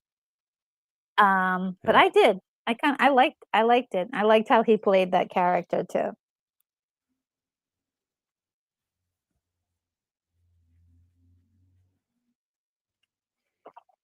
And they tried to give him, like, mannerisms, translate his mannerisms in there. It was really good. Yeah, by the way, this But filming took place in Yuma, Arizona, and was right round the corner from where they shot Rambo 3. oh, really? Yeah. Yeah, because I did wonder about, where is this kind of this big temple thing that they walk out of? Is that a real location? But no, This is it, it was a the set. scene the scene right here is very Steven Spielberg-esque, I would say. The music and Yeah. sort of like him, like, playing with the water and Oh, romanticizing hang the on. moment a little bit. Hang on. Now I need to check to see if we're on the same bit. Oh, hang on. I think I'm on. You've got the tunnel thing going on again, Yeah, the tunnel. Yeah. but you've Woo! What a hang roller on. coaster ride. You've been through the tunnel already, right? Or No, this is the first time we're going through the tunnel. this is the oh my god, my film is like my copy is I'm with the bit where they're having the argument outside the temple, the Oh, big wow, temple. yeah. Okay. Yeah, we haven't Okay, gotten so there yet. okay, hang on, right, I've got to go back. We're totally, I'm totally out of sync with you. Okay, so you're now under the temple. It's like, it's all dark and the lightning's flashing and all of that stuff's going on, right? And they just came through the gate for the first time, and Actually, you know they're what I'm gonna do? I'm gonna putting. pause it. I'm pausing it on the big shot of the temple with Spader wandering about. So I'll wait until. And there's the bomb. Yeah. Same device as Armageddon, the movie Armageddon, when you think about it. Oh, really? Kind of a similar plot. I have device. not seen Armageddon, unfortunately. You've never seen that? Mm-mm. Oh, Retro, you'll like it. It's like 90s high octane on speed movie, but it's so much fun. No, I think, don't they all die? I mean, No, no. They don't all die. They don't all die. Some people die, some people survive. It's like any disaster movie, some people get out of the boat and some don't, kind of thing. So no, definitely watch it. I got the It's got a happy- feeling. I got the Go ahead. feeling from the trailer, the music from it, and other clips that they die. So I was like, oh, I'm not gonna depress myself with this. But retro, if you heard the music, then you don't want to miss a thing. Yeah, that means like, that means they're gonna die. No, not everyone dies. It's got a happy ending. It's moving. That's that should have been Some on the people die. trailer. Like in the trailer, they should have said at the end, not everyone dies. No, not everyone. Not everyone dies. I would have sold the movie. Hmm. Oh man. It's not that sad. This is so cool. Like when I saw this for the first time, I was like, oh, they're so lucky. Yeah, even if that's a set. That's the set I'm talking about. So that's Yuma, Arizona, near where they Oh, cool. shot the Rambo 3 Afghanistan set, and it's literally built in the same area as that. Now I'm also on this scene, but we're not quite on the same shot yet. I'm going to pause it again to see. I've got James Spader walking back out of the temple at the moment. But yeah, it's they're doing assessments of the area, it looks like. Yeah, with their little radar dish and all of that stuff. Wonder if I can So get subtitles. beautiful. It's a great set, that. I actually thought they'd gone to Egypt to film this bit, but if you look at the temple, you can tell that's a set. It's been built. Go around the back of that, there'll be a lot of scaffolding behind there. But let's not ruin the illusion. Looks good, and that's what counts. Oh yeah. I was none the wiser. Also, note the way that Kurt Russell's wearing that beret. I don't know if you know this about berets in the military, but different units that have different berets all wear them a different particular way, and it's like very, very important that you wear the beret in the right place with it tilted down on the side of the head. And that's exactly what he's done, specific to a unit.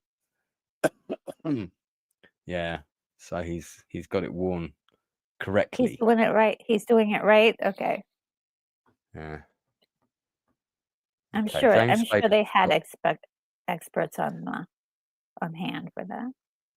I think we're almost in sync now, because James Spader just got pushed over on my one, and I've paused it, and I think he's just about to get pushed over on yours. He's pushing now. Yeah. There we go. Yeah, there we go. So I think now if I press play, the one thing you don't want to do is push around the guy who's supposed to get you out of another dimension. Like you give him some space and let him do his thing. You know what I mean? So that wide shot of the pyramid there, you can see that's a matte painting, but it's a good one though. It's beautiful. Yeah, I love all those kind of. I want a matte painting of that in my my anywhere and my anywhere.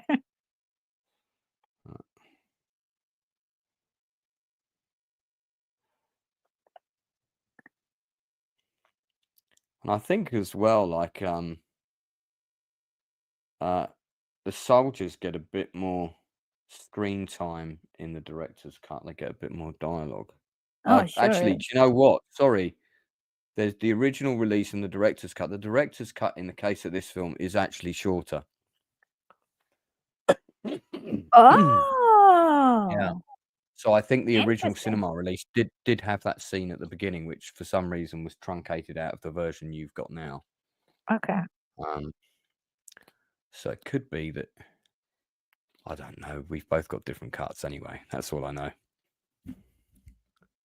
I love how he's so, like, out of it. Like, he's so awkward. Yeah. It's so weird seeing him as, like, a bully. Is it John Deal? Is one of the military guys in this? No, Who this was is, in? French Stewart.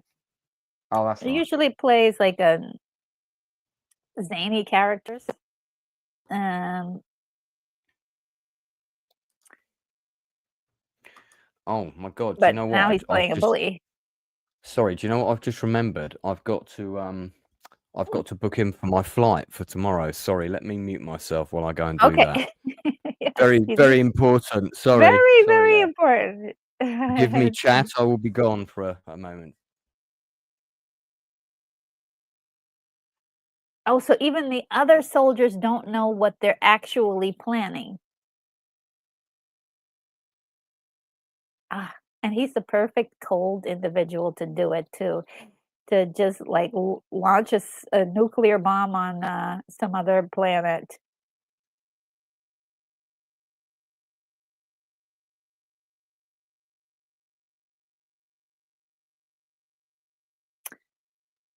He's like, oh, there's people here, some kind of animal.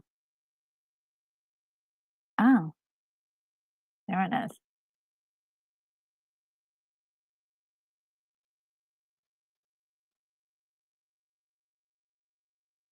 That's not a bad puppet, though. I really like that creature effect. Yeah, it's not bad. And then the scene where he gets like dragged off with it, and you've got the music that's coming up in a bit. That is very, very Spielberg, George Lucasy vibes. Yeah. Don't you feel like uh, um, Emmerich does have sort of the flavors of sort of like Spielbergish flavors in a lot of his work? I think influence of Lucas, and he's got the epic feel of a Star Wars Lucas influence, and then I think Mm. the fun action adventure details of Steven Spielberg. So that you can definitely see the influence of both. Oh, And no. I'm still trying to check in for my flight, and I don't know what's going on. I'm going to mute myself again.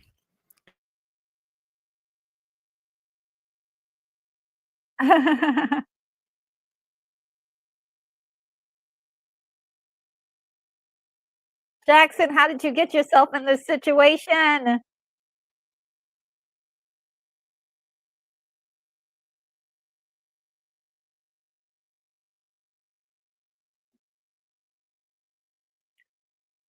I think they should have given him a little bit of military training and, like, certain things to do or not do. Not that it would have helped him that much, but ew, this thing.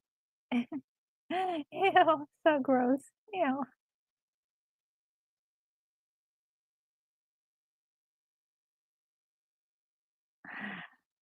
Oh, okay, of course, The Sound of the Beast was all done by, Frank Welker, of course, who does excellent sound, voices of animals and people, all sorts of just incredible work there.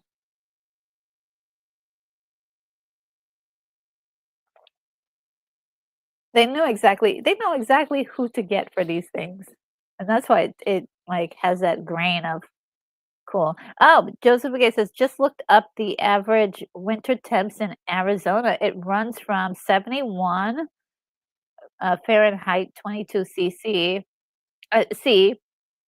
Celsius, to 44 Fahrenheit or 7 C Celsius.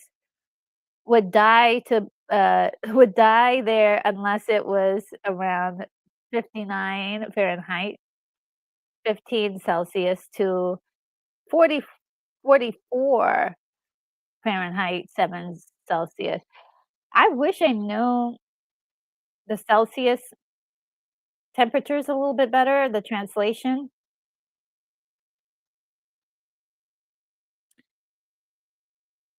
But I'm guessing it's like about a 30.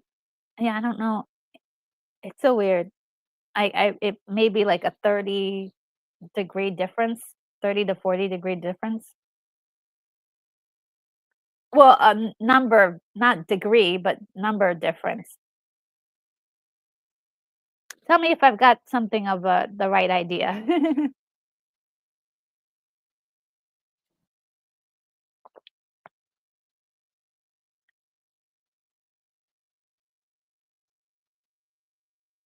The village must be like losing their mind. Who are these guys? They probably don't even know that those things that they're holding are weapons.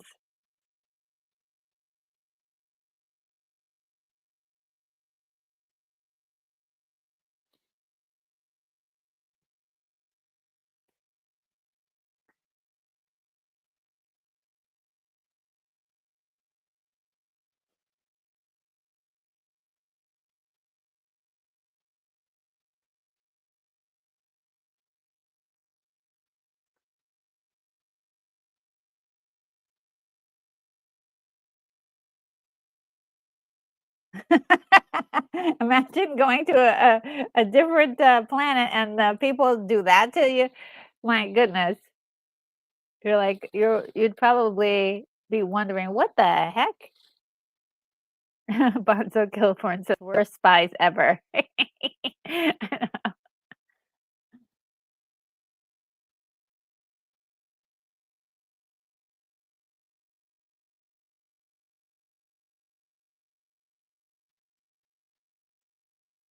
Oh, Josephine says uh, Fahrenheit to Celsius, uh, 9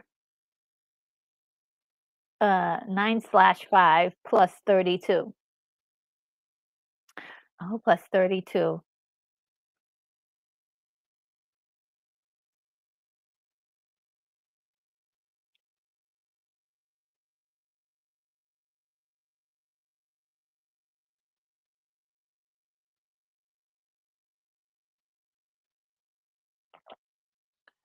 Sorry about that, Retro. I'm now all booked into my flight tomorrow for Corfu. Oh, good. You know, I totally forgot that. That should have been the first thing I should have done as soon as I came in, instead of even coming on the Oh, stream.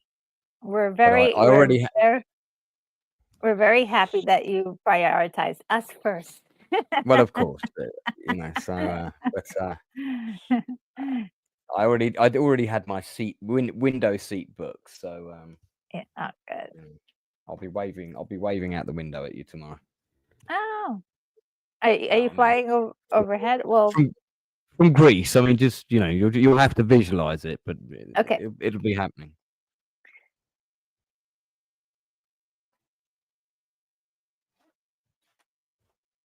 I've missed the cool stuff with the villagers, haven't I?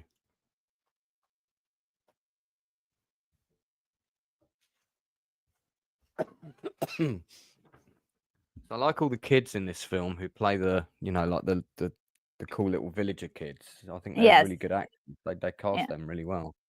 Yeah.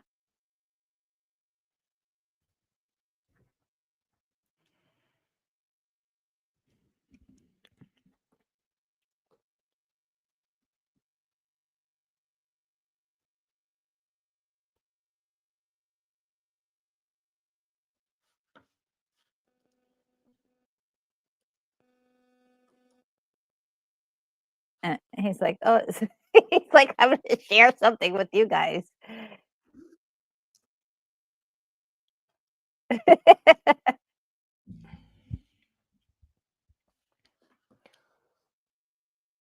I love the way it's like, what is this? Okay, that's all done then. You guys made it them drink your water.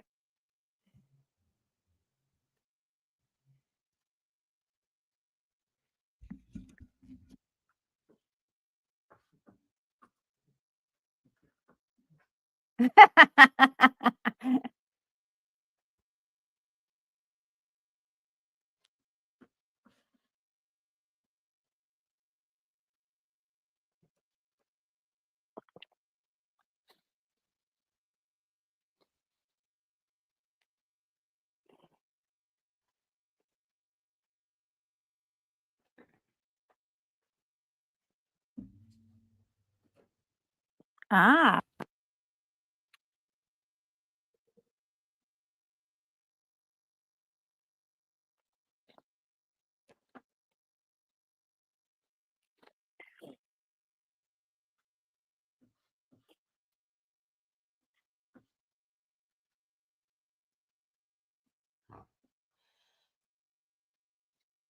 Are you on the scene with the tent and they're doing the call on the comms? The army guys are listening in with the headphones. Are we synced up again? right now the people are walking back to their main village. I have God. no idea why they were in the middle of nowhere. So Right. Yeah. Okay. we're I've like, got. oh, I'm coming onto that scene now, actually. So yeah, that's coming on now. So yeah, I see. Let me go a few frames ahead. Just try and Daniel is he's got what are they? allergies like I do, and so he's just sneezing everywhere. What do they call those bantha things? Oh, this is when they see the city for the Yeah, first yeah. time, This isn't is it? they see the Yeah. city. Botanical Brother says former Black Ops officers have testified to have visited various alien worlds via similar to Stargates that are in this movie. Interesting. Says anytime I hear stuff like that, I always feel it's misdirection. Why would they be allowed to tell? I'd like to know how many of these kids are still acting now. Now, the one with the dreads who kind of like befriends James Spader, I'm pretty sure he was in either Dangerous Minds or one of those kind of kids in the class Oh, he did a lot of work films. after. Yeah, I Um, think he did his one of name is those. Alex Cruz. Yeah, So that's yeah, right. he's been in a lot of TV work. Yeah. And he's still acting, I think. Yeah, Yeah, he's as of still acting. 2023. And Eric Avari, he's still acting. Oh, look at that. I remember when I All right. saw that, I was like, "Ooh, that's so cool. I want that on my." I'll tell you what else he did. 4 episodes of Sesame Street. Yeah, he was in Dangerous Minds. There you go. I was right. Thought so. I knew I recognised him from something. Yeah, he looks a lot different from what he looks like in this movie in real Yeah. I life. mean, which is great. I mean, he's really, a bit of a chameleon kind of role, which is Mm, actors love that.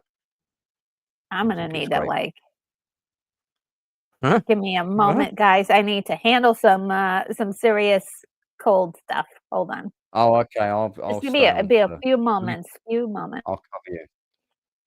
Yeah, we have to abandon. This is when the storm comes in and forces everybody to retreat inside the pyramid. Which, when you're watching the film, you kind of think that's going to be bad news. I've got a bad feeling about this when they go inside.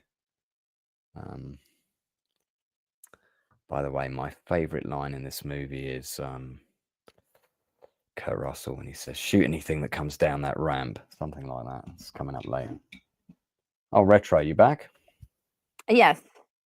Oh, I thought it was like serious cold stuff. I thought you were, going to be gone for Oh 2 no, minutes. just need a few moments to like.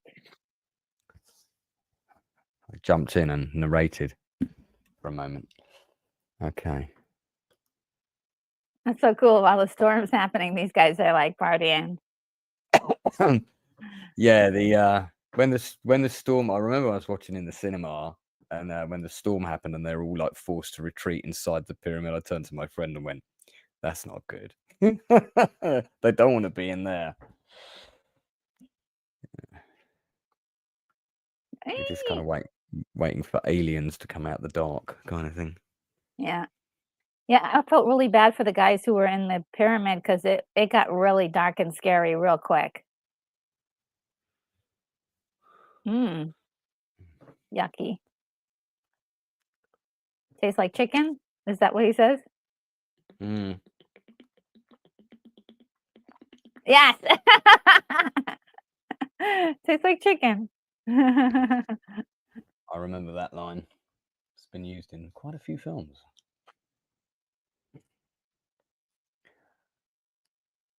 Let's pop that down there.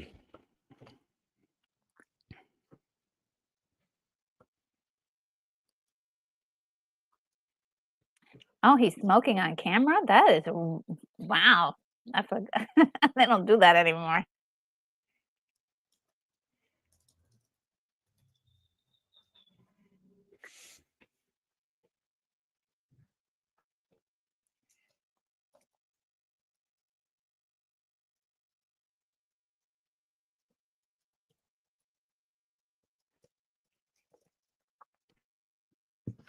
I love this part. He's like, "Oh, no, no, no, no, no, no, no, no, no."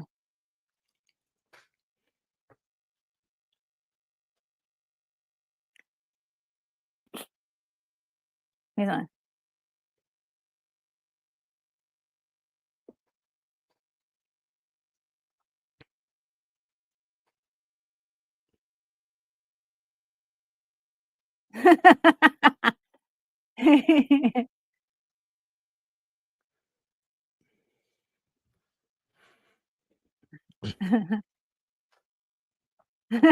I'll go. I'll be fine. It'll be fine. Yeah.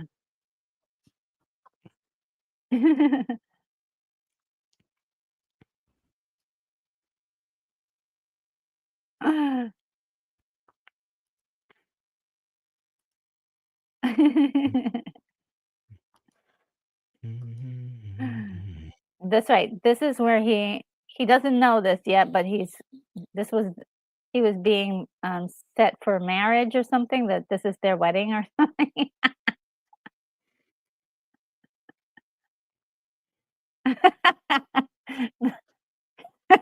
He's like, please, no more. No more.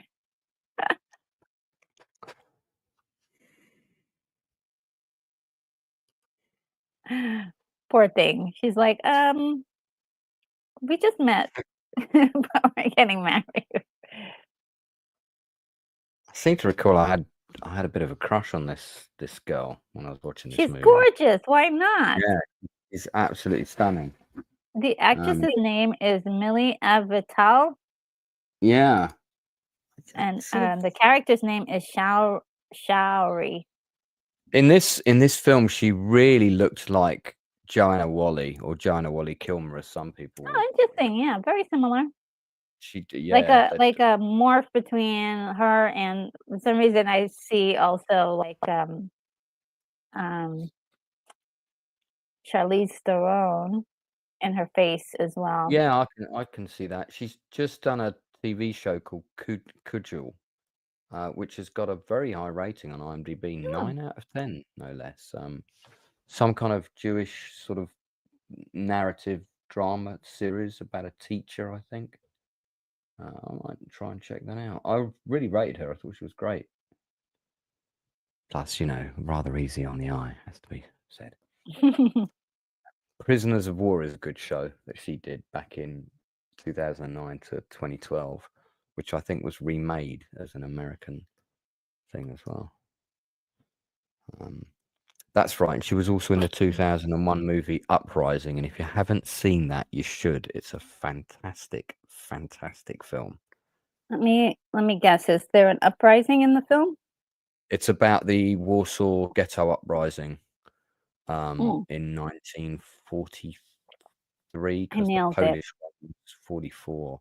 And David Schwimmer's in it, playing a really good role, like very non-Friends David Schwimmer. Really?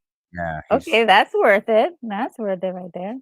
that and Band of That's right. Brothers, like, proved that he could really do different parts when given the chance. Um,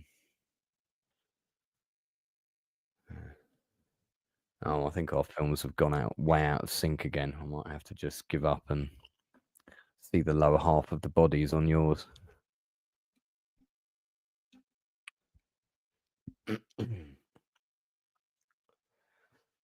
She gets to him because she breaks the law and writes. And she betrays her own traditional laws in order to help him. And she likes him. Wow. Just because she likes him. James Spader's eyes have made many a woman break a law in his time. Mm. Really? Well, I don't know, but you can. He was quite the ladies' man, wasn't he? When he was younger, he was. People had posters of him up on their walls and stuff. Oh, well, yeah, like a lot of people thought he was good looking, and yeah, I Yeah, think so. he was a bit of a teenage sex symbol because of his work on the John Hughes movies and the stuff he did in that sort of era. I think Yeah. was very much. I think in the beginning it was like harmless. Some of the stuff was just like harmless, cocky guy, and then some of them got really devious. But he Yeah. never. He was in that movie, the Crash, the Cronenberg film. I've been wanting Oh to see God, for a yeah, long time. yeah. I've been I mean, wanting. that's a heavy movie. That. I heard. I was like, am I ready for that? Am I You, ready for that? well, yeah, retro. I'm not sure that's in your wheelhouse. That film. I mean, Yeah, it's a good but it's like film. It's a it's very yeah. good I film. heard it's very disturbing. But if I there are would any watch. Crash fans out there, please let me know in the comments or um, in the If you're chat. gonna watch a film that's in that pond, I think the one that you could handle is Magnolia, which is the one that's probably got Tom Cruise's best acting performance of his career. Oh, really? Um, Okay. yeah, several Yeah, no, I different didn't see characters that one there. either. I didn't see that It's got one. You see, I have this it's a, feeling about certain movies, and I'm like, that's it's a probably not gonna be for me. I think you'd like Magnolia. I think you would. I You don't think think so? Magnolia's got anything in it that's too disturbing that you Mm. couldn't handle. Because I know the stuff you don't like, and I think Magnolia, you'd be fine with Magnolia. This this is the scene that I would like almost died in the theater seeing, like this spaceship pyramid. I was like, Oh, "What? This is so yeah, cool!" yeah. And The way they had it light up and the shape of it, everything was just like, "Yes, bring it on." that the first time you sort of start hearing the Horus guards, they've got this kind of strange language, and you kind of hear it in the corridors and Yeah. stuff, and people start getting picked off, and I was like, yeah, "Oh, man, this is a horror movie." I got really confused at one point because when they revealed their faces, there was one of them who looked a bit like one of the military guys, and I was a bit like, "Oh, did they get converted and then they become these guards?" And that really threw me, and I spent like half the movie trying to work out if that actually happened, but it wasn't. It's just that two of the actors look a bit similar, got similar Oh. facial structure. Yeah, so see, my copy is now behind yours. For Mm, God's sake, this is hopeless. I'll skip it ahead a little bit, see if we can mm. resync up at some point. So you'll have to forgive me if my comments are slightly out of sync with your own. Ooh, the sound effects are just really Great. intense. Yeah. Really good sound design in the Yeah, film. Full stop. And I'll tell you so cool. who's behind that. Darn, that is amazing. Look at that. The I love it. sound editor on the movie was Noah Blau. Well, there was quite a few sound editors. I wonder who the senior sound designer was. I'll see if I can find. Difficult to tell from there's quite a few sound editors on the film as well. There's not just one. It's like four or five sound editors. Excuse me. I love this Yeah. when he's reaching out to the young boy. Oh Like, gosh. yeah, it's Yeah. pretty fabulous. And it's almost like, his son, he had a son, and so it's like, it's another young man that's kinda idolizing him. He's like Yeah, it's very there's something so very cute. creepy about the scenes with the aliens where he's got that going on. Don't know if you know the bits I mean. He's kind of surrounded by all these little children, isn't he? And that's all very. Oh, yeah, yeah, yeah. Well, It's a bit. Ugh. I didn't I guess so. I have to see it again. Maybe in the context of today, I'll probably I think at the time it was fine. I think in the yeah, context of today, it's a bit today. more.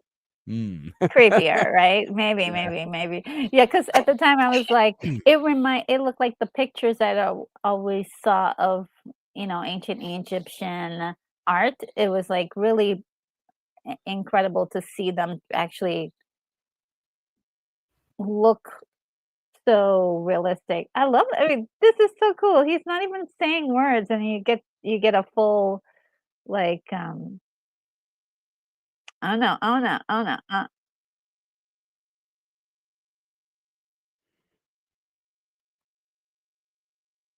Yeah, it calls back to when he was his own situation with his son. And they're like, Mm. "Oh, don't mess with don't mess with the colonel's gun."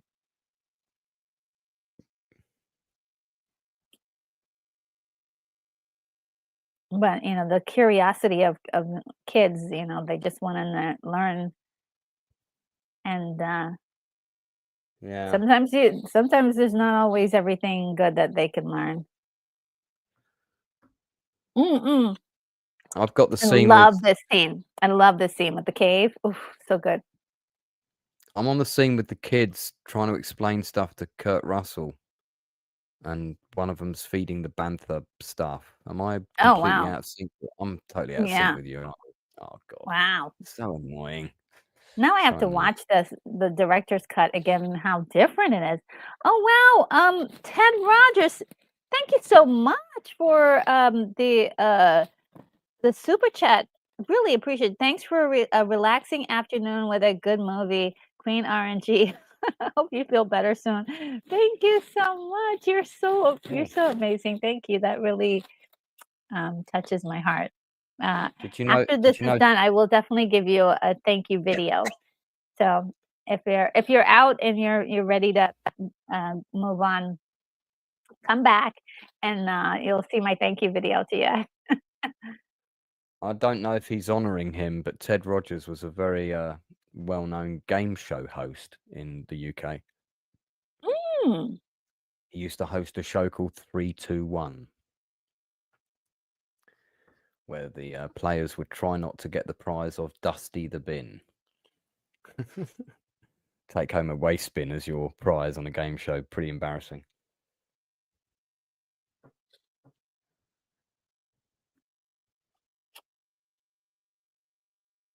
It's so cool. Right. The anticipation of what's going to happen. Like he's like, and this is a totally like for this guy. Oh no, he got smacked in the face. But but that was so much tension. I remember like just being frozen. Like, what is going to happen to this guy? What is he seeing right now? Yeah, all of this stuff is pretty cool. The military superiority falls apart pretty quickly. I know that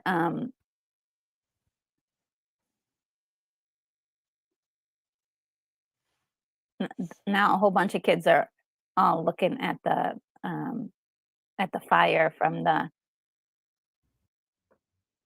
lighter.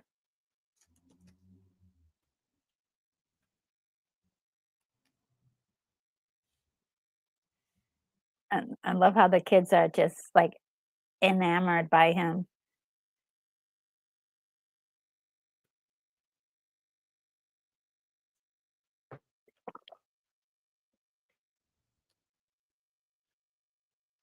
Yeah, I think that was the bit. they're Oh, like oh no, they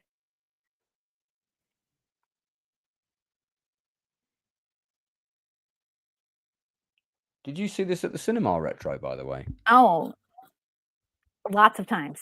I mean, I had to Oh, keep going back. This is I was explaining at the very beginning.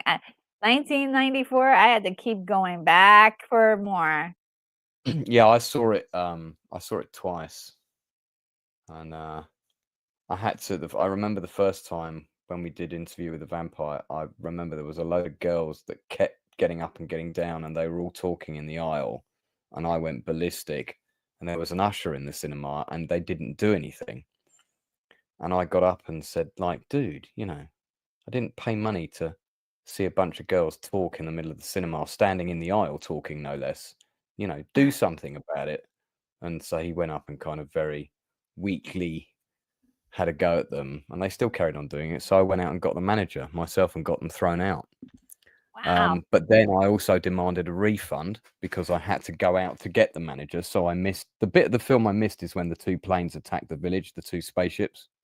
So I was Okay. very, very, very upset. And then I went to see the film again at the Empire Leicester Square when I went back to London. So I saw it properly, undisturbed, with no teenagers misbehaving. So this is back in the day when you still had ushers in the screens, at least in the UK. I don't know about in America, but we had ushers in the screens, watching the films with us, sitting at the back. So Yeah, don't have I think that anymore. yeah, I don't think they do that so much anymore. I mean, Oh, okay. can... Ted Rogers says, Retro Narco, when you do your mail opening, in case I'm not online, the packages won't have any of my info since I ordered them from eBay sellers and sent them straight to your inbox. Oh, okay.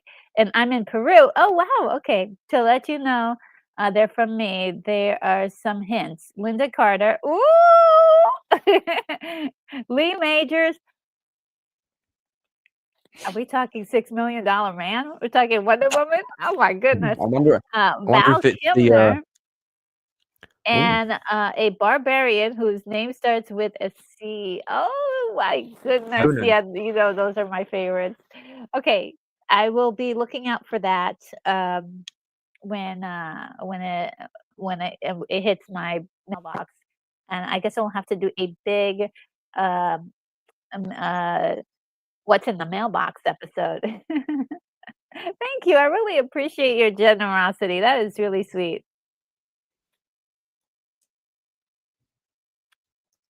Okay, yeah, this is where we find out about the what do they call it? What do they call the thing that's inside them? Um, The MacGuffin. no, it's like a little worm that they get. It's like a parasite that what's the it's it's on the tip of my tongue. Oh my god, the gua the. Uh, the gua something. Somebody in the chat, please tell me that you guys remember what it was. It was the Botanical My Brother says memory is... symbiote, but it is a symbiote. But it was called something on the TV show. They actually gave it like a name. Are you talking about Deep Space Nine? No, I'm talking about Stargate. Okay, I'm very confused now.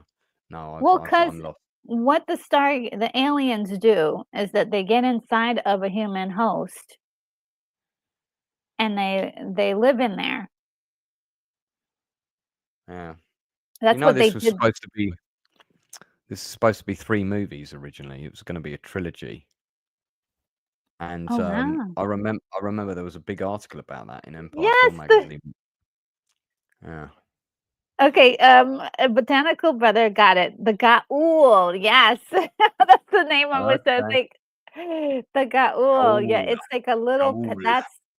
that's the thing that's inside of these humans that's allowing them to, um, uh, act, it removes their humanity and makes them into, like, this, um, sort of like the Borg, almost, and that's what these alien creatures are doing. They're, like, going to every like Yeah. place and controlling people with these Gauls.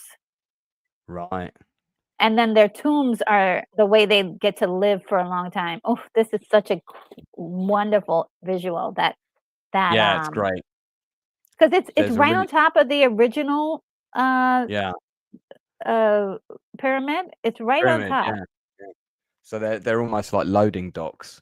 Yeah. Um, I love that idea, and that's why the pyramids were built. Yeah, it's Um, sort of a loading dot. That's cool. and there's a really good concept art that they had done for the movie when they were pitching the film of that shot. They had an artist do a painting of that. So when they pitched Wow. it to the studios, they could say, "This is what it's going to look like." That was one of the pitch paintings. I've seen it. I'm slightly ahead of you now.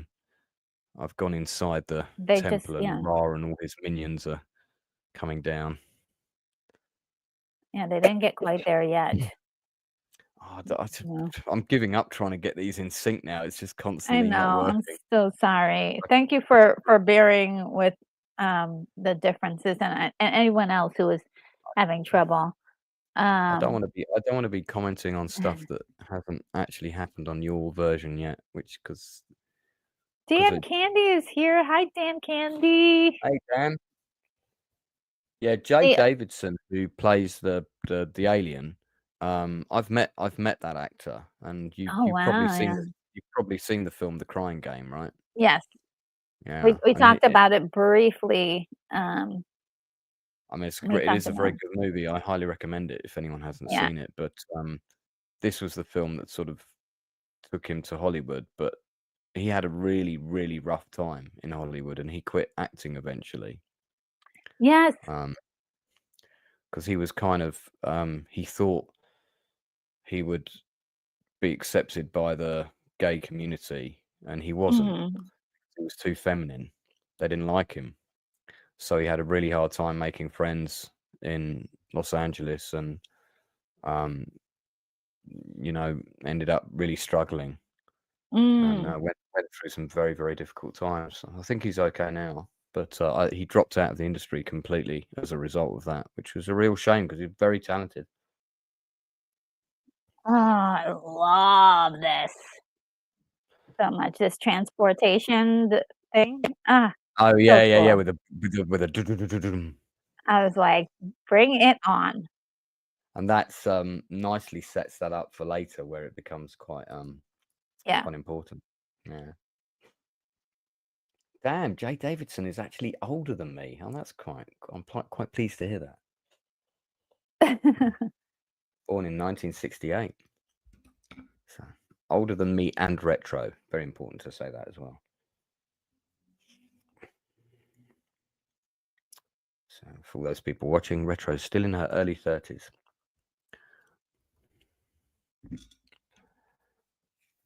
I love the sound of the guards, they, Their voices. yeah, the way they have them, a few octaves lower, and they're Yeah. speaking that language kind of in a very brash way.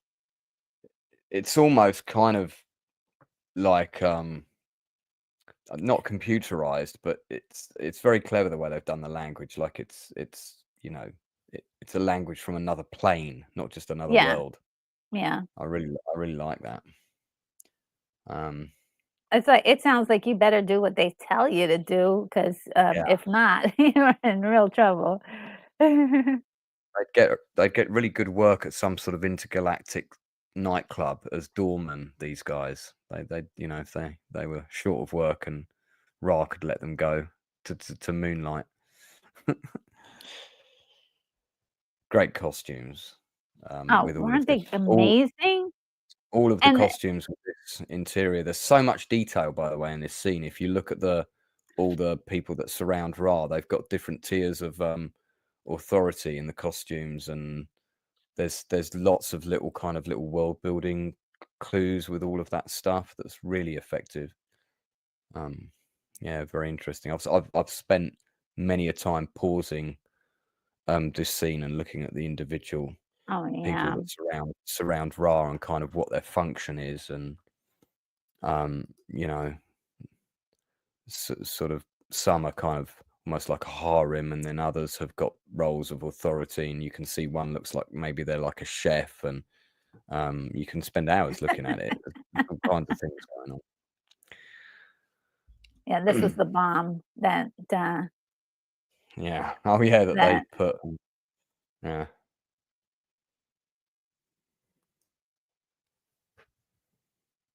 and you have all the children looking at him like, shame on you for trying to blow us up. Yeah. Yeah. A bit of emotional blackmail there.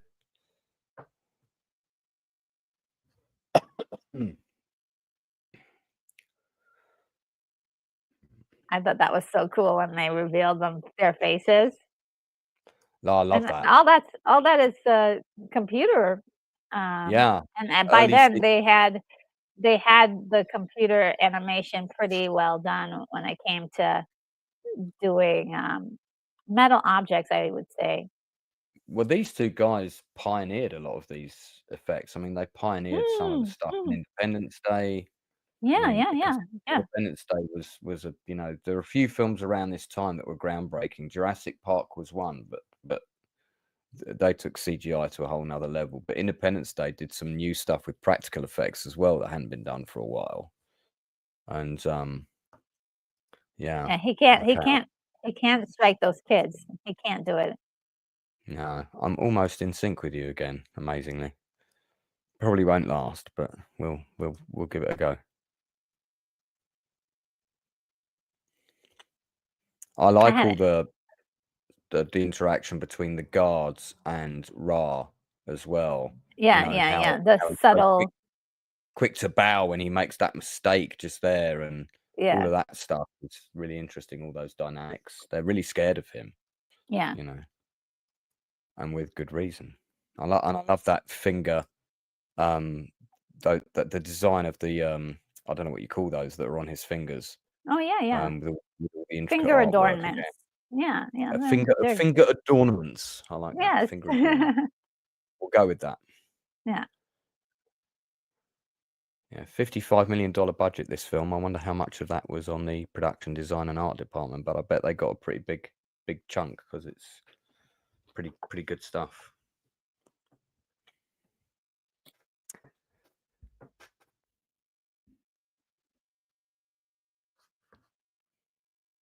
Yeah, they think that Jackson's dead, which means they're stuck on this planet.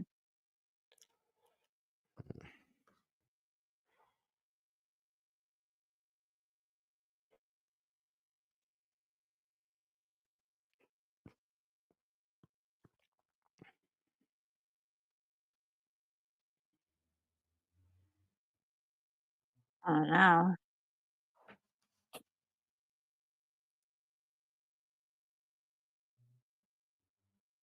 Go underground. You guys got some tunnels? Go duck. This I is love where the fact that they had so many different, like, peoples together. these ships really remind me of like Klingon design. Ooh, yeah, yeah, yeah, yeah, yeah. Oh my god, They're yes! they're like a cross between Klingon and Cylon fighters. Cylons, yeah. It's The like shape of it, yeah, if a Klingon bird of prey and a Cylon fighter had a baby, that's this ship. yeah, Yeah, I love this whole sequence as well. It's really cool. Like yeah. the weapons on the ship are basically bigger versions of the weapons that the guards carry, and And And I would say if there was uh, a this is where I think that the pacing gets a little off kilter. And we kind of mentioned it a little bit before, um, but it you needed that moment, like to say, like, yeah, these guys really by putting them up or by dealing with them, like they invited this on themselves. Um, I think according to the my version of this sequence, I think, was slightly longer than yours. I think it had slightly more action. mm, Yeah, little bit longer because I synced up with you again, and now yours is ahead. And I was thinking my sequence has got more shots in it than yours. More people are getting killed, ah, more people are getting shot. Yeah, mm-mm. because I'm only getting the woman cradling the kid just now. That's coming up just now. I'm gonna try and skip ahead again. Yeah, because they're being punished for helping the strangers, and That's right. even though like they're trying to figure out who these guys are, and they have a bomb. You know.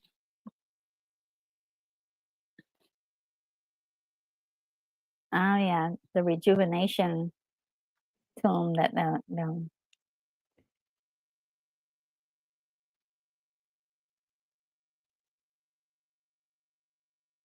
Could just hang out in there and just and just hang out in there and just be like young forever.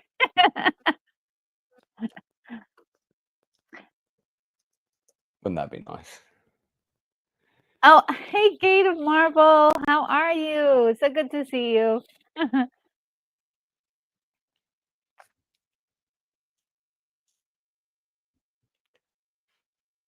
And good to see you again, DJ Knight. You came back. Thank you for hanging out with us a little bit more.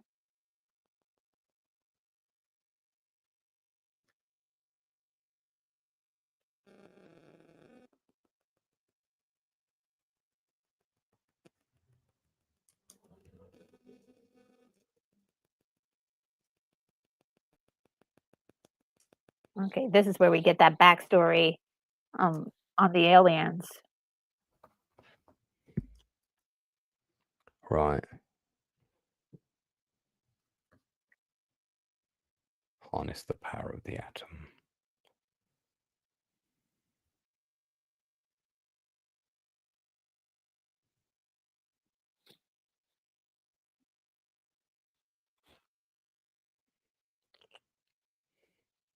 Our films have gone way out of sync again.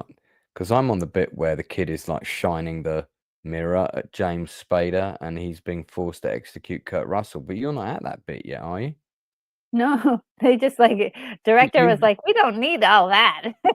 you've got a whole extra scene in Yeah, yeah, your yeah. version that I don't have in Mhm. this version, and I've got bits in my version that you don't have in your version. There's definitely room for some sort of supercut here with everything in it.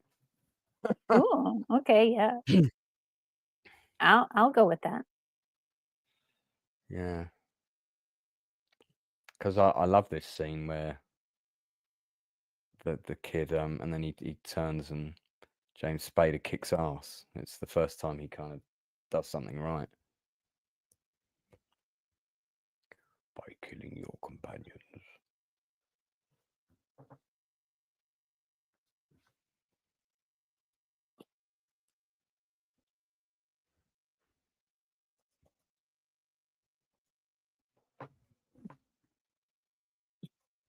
Oh, excuse me. So yeah, he was wearing the symbol of Ra the whole time. Isn't that the thing that the old lady gave him at the beginning? Yeah. Hmm. Yeah, yeah.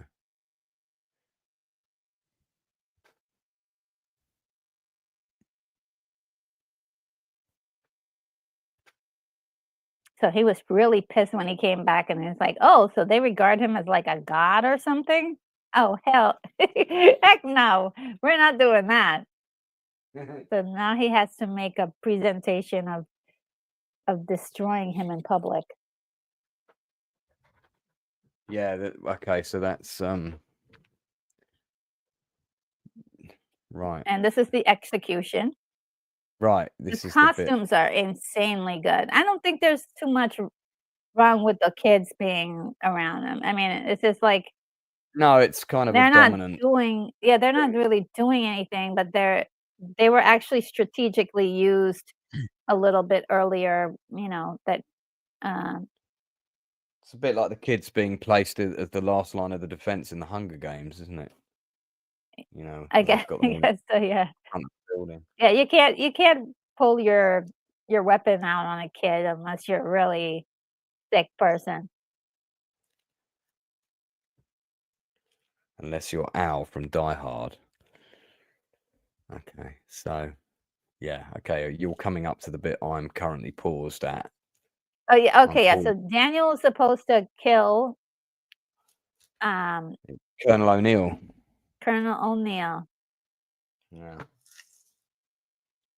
I just keep also every time I say Colonel O'Neill, I hear Colonel O'Neill. I always hear in my head the guy from the Stargate TV show say Colonel Yeah. O'Neill. Does he always says Colonel O'Neill? He did a good Uh-oh. job in that part, that actor. He did a good job. Yeah, yeah. Yeah, yeah. They all did, I think. Everybody was fantastic. Yeah, this is when the kid flashes the light and okay, right, okay. We're now back We're in synced. sync. Woo! Yeah. Yeah, I love that. And the kids like No. will pull out the Yeah, machine guns and fire into the air and yeah. I'm like, "Guys, you gotta aim lower." But they didn't know how to properly shoot, so that might not have been great. it's a cool We lost sequence. Oh Freeman. yeah, he's dead.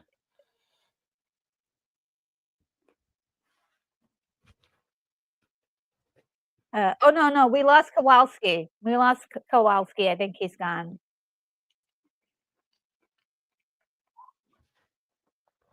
I was gonna say, which one of the guards, did you think, looked like one of the, soldiers? It was the one. I think it was the one who just got killed. I thought looked like the not Honsu, the other one. Okay. I thought they had a bit of a similar face, and I just remember thinking, oh, it's like because all those people get taken out in the dark, and you can't really Mm, tell who's getting killed and what's happening. And I just remember thinking, is that one of the soldiers now? Is that what happens? They get converted and turned into the guard to the bad guy, which actually could have mm. been quite an interesting idea. But That would've really made. Oh, there's Kowalski. Yeah.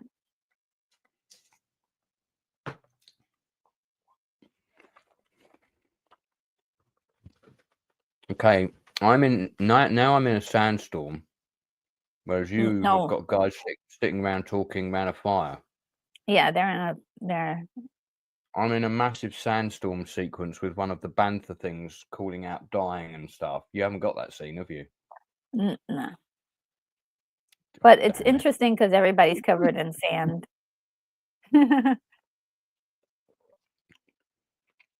Yeah, because the bantha thing finds either O'Neill or whoever got dragged off, and that's how they rescue them. Okay, so you're ahead of me now. Gonna try and skip ahead again.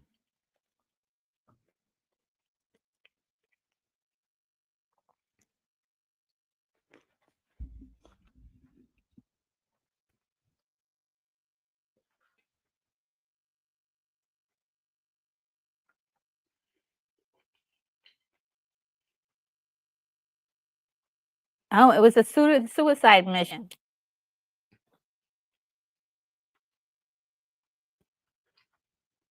Hmm.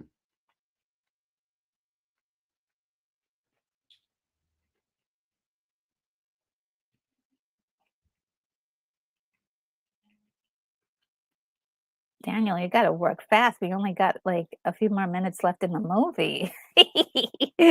You gotta figure out how to get everybody back home. Let's see. Ooh, I love this part. I can't remember where it comes, but Kurt Russell says my favorite line in the movie, but I think it's further in. I think it's near the end.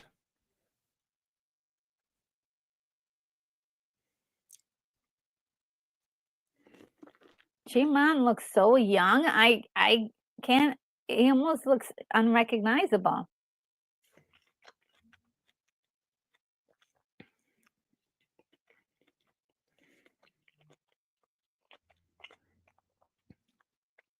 I'm now on the scene where Ra is kind of draining the energy out of one of his guards.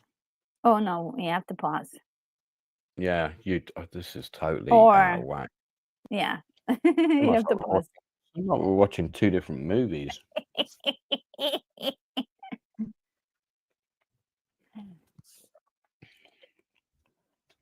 I'm sure Retro did this deliberately. It's a trap!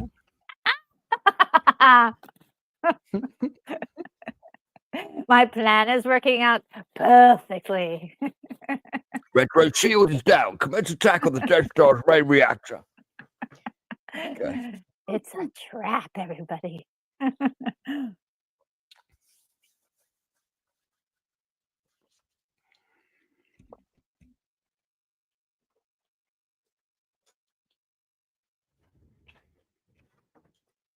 Okay, now we're coming to the draining scene almost. We've got Okay. she just put I'm not even sure. Rod just put the glove on. Yeah, I and can is see. about to Just about to see. she's about to like destroy this poor man's life. Yeah, because he let them escape, basically.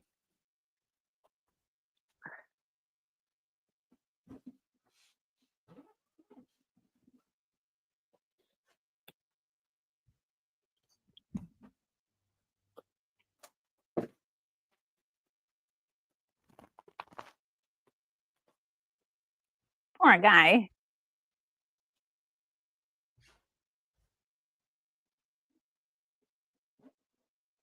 Oh, here's some trivia. It says Jay Davidson was not a professional actor, but a fashion designer in London when he was discovered at a party, which led to his casting in the Oscar-nominated The Crying Crying Game. Game, Oh, yeah. 1992. His dislike of attention that he received after that movie made him reluctant to take on the role as Ra in this film. He didn't want to just turn the offer down, so he made it. So he made what he expected to be an unacceptable demand of $1 million, which he was accepted, and he appeared, but has virtually quit acting after this performance, save for one TV movie and short film, and went Yeah, back to being a fashion assistant. he Interesting. basically hated fame, didn't like it at all. Oh, And interesting. and actually he was a model, and he'd done quite a bit of modeling. Mm. So that's what got him cast. He was a fashion assistant as well. He was working both on the catwalk and off the catwalk, designing clothes and that sort of thing. Yeah. Yeah, but that's So, all of that's true. But I think he was first and foremost a model at the time he was cast in The Crying Game. yeah. I think people were astonished by his look, definitely. And then he put in a pretty great performance too at the same time. It was well written. Um, Very androgynous. yeah. Just His look, which is quite a trendy look yeah. now. It's a It's cool. very trendy I look like now. that look a lot, actually. There was Um, probably about 10 people at the rave today, and they were very androgynous. I oh honestly yeah? couldn't tell which planet they were from, Venus or Mars. Difficult to call. That's cool. I'm just going to dash to the bathroom, Retro. I'll be right back. Okay.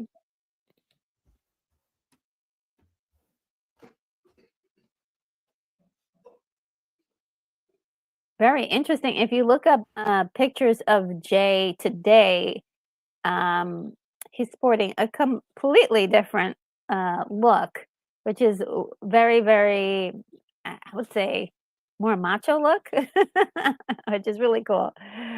To be able to like switch up and do whatever you want, whatever works for you. But yeah, that's pretty cool.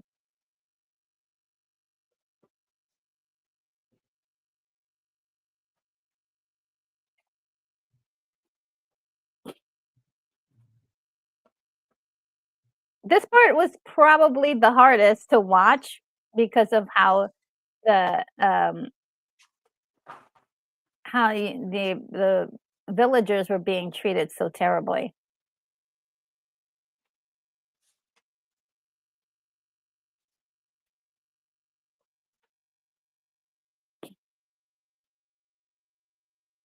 Yeah, the village leader does not want to.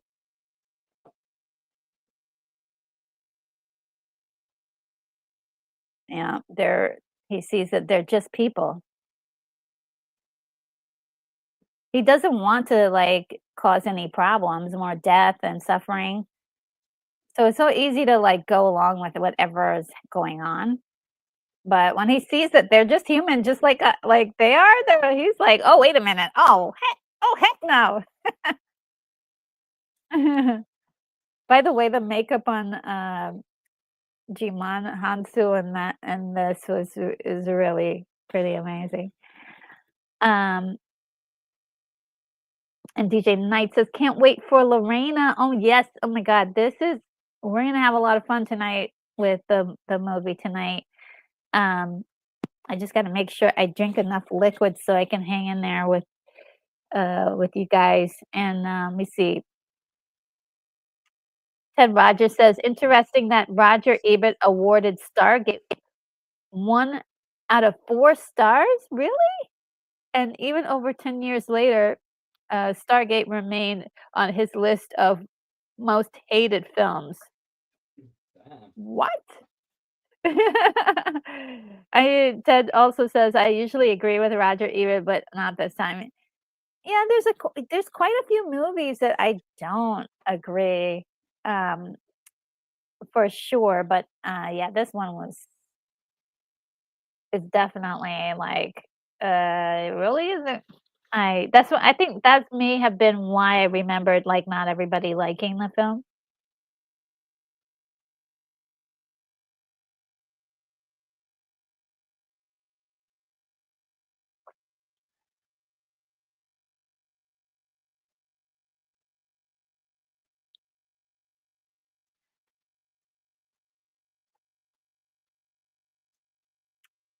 The helmets are so cool.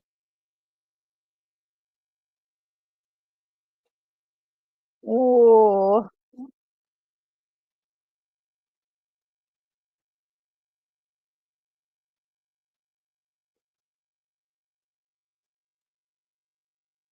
Oh, no. Come on, get in there, get in there, get in there before they close the doors.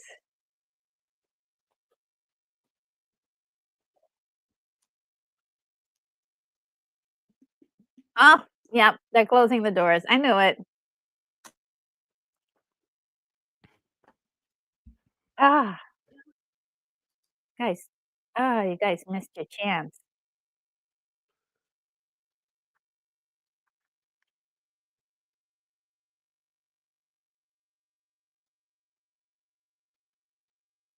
O'Neill is getting real good at those alien weapons though, right?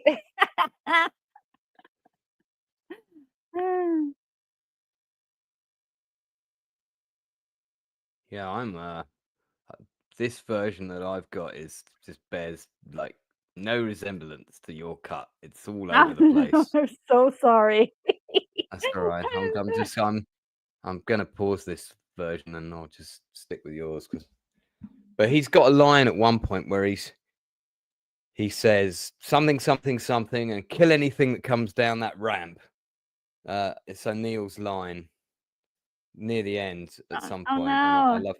love that line.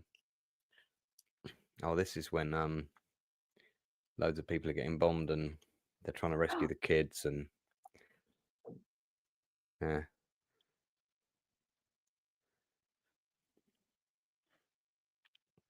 This was a little bit silly, this bit where they all kind of hide behind that very flimsy barricade right out in the open.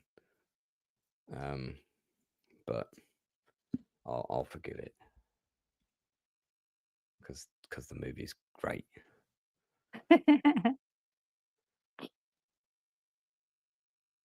Oh man, this was a tough time. I had to see this part like so many times. First of all, I had a crush on the guy that they're gonna battle with in a few moments, and Right. Okay. I was like, he dies, no. But it was such a great fight. Oh.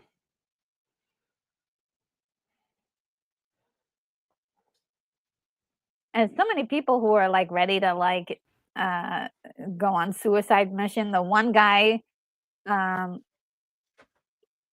he's like, I'll send the bomb myself, meaning that he may not be coming back. And then O'Neill is like, okay, I'm staying here with the bomb. And then Daniel has a great idea.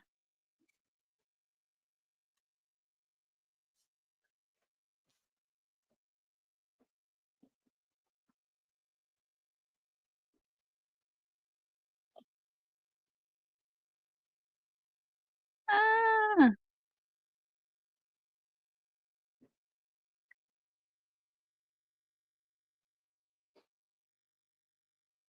I think, if I'm not mistaken, the girl here actually goes. She actually was in the TV shows, if I'm not mistaken. I think she played like one. Oh no, O'Neill, watch out! You mean Yeah, the character of Shari?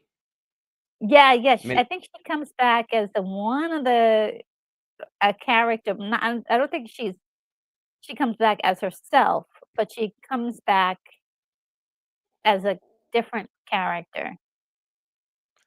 I'm At least checking that's from my I'm memory. checking her credits and there's nothing for her for Stargate TV. Oh, okay, yeah. Or maybe they So just had some. I I mean, thought it's she quite did. possible that they cast someone who looked really similar quite Mm, deliberately, mm, mm, mm. which would not surprise me. I was so happy when he took the mask off. I was like, "Oh my god, that's my boyfriend."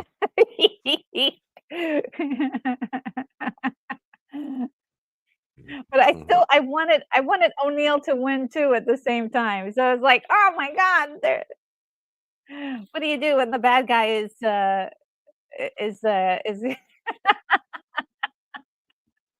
Oh man. Oh no, that's right. Oh no, this guy.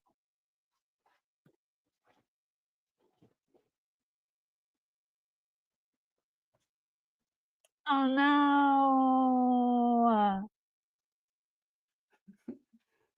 Sounds like that guy from Family Guy. Oh no! Oh, poor thing. That was Nabe. He died. We have to pour one out for him. That's one of the kids, right? Yeah, one of the kids. Yeah. It was just a kid. Yeah. O'Neill's one of O'Neill's boys. Oh gosh, It's a good how courageous! How I courageous! like I like John Deal as an actor just generally. He's another actor I've been trying to get to come on my show for an interview actually. So Oh really? John yeah, Deal? I've followed John Deal. Yeah, I've followed his career for a long time, but he had a Oh great yeah, he's part. in so much. His best acting role is when he plays the corrupt cop in The Shield. Oh wow. Um, in season 1 of The Shield, that's definitely his best acting role of his career. And I specifically wanted to talk to him about his work on that. But he's Kowalski is done. like So much stuff. Yeah. Kowalski is like being all heroic right now. Come on, hurry up, Daniel.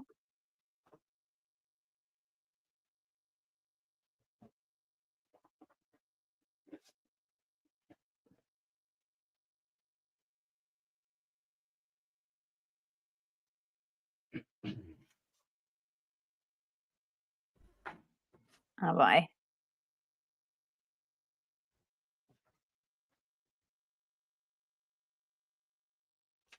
I love this costume on Ra.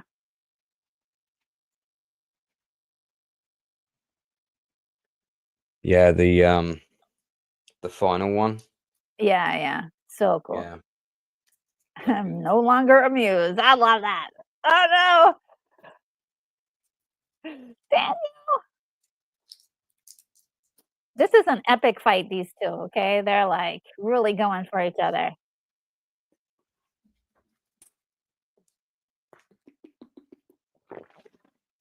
Yeah, I think the last like 20 minutes of this film is quite spot on. Mm.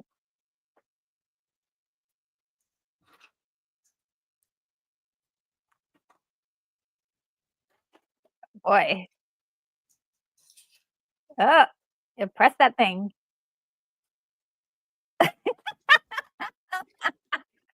That would be something that Jack Burton would say.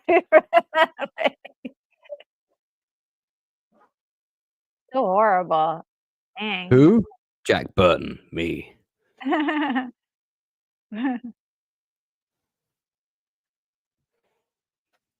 Right timing, huh?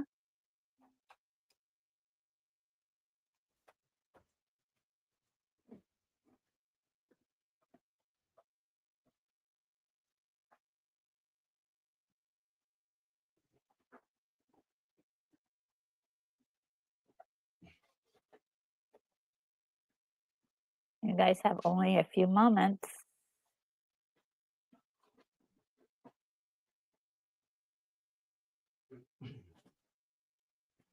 Oh boy.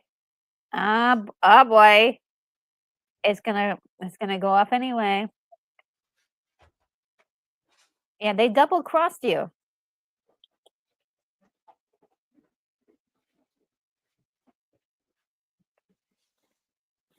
Yeah, that was a double cross from the big guys because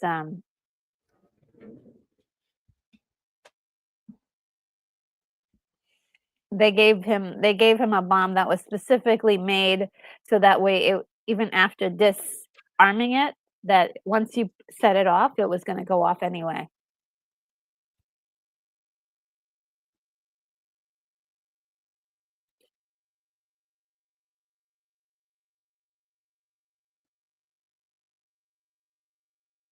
Mm. Yes, The that was a people bit banded naughty. together. Love this. I love this. You get like a little revolution.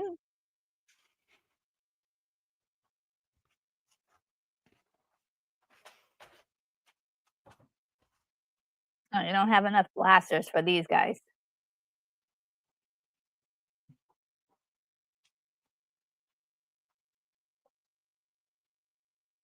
I love the triumphant music as well. It's so good.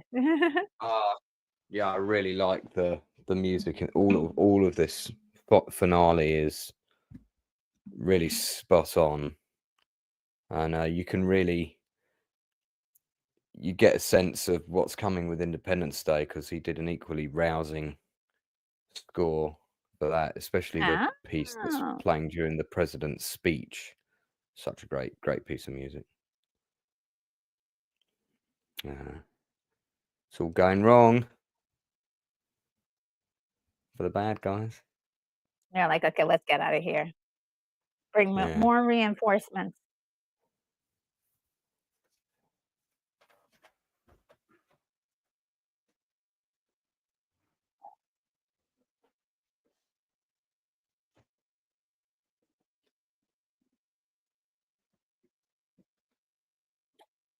They have only one more move.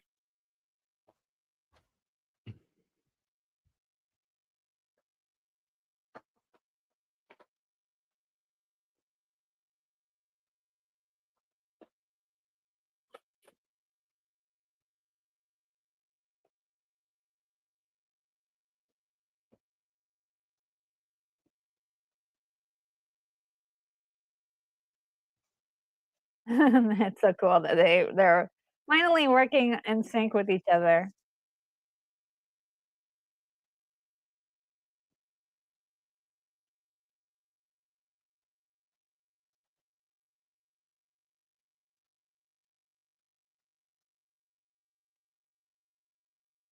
A little present for you.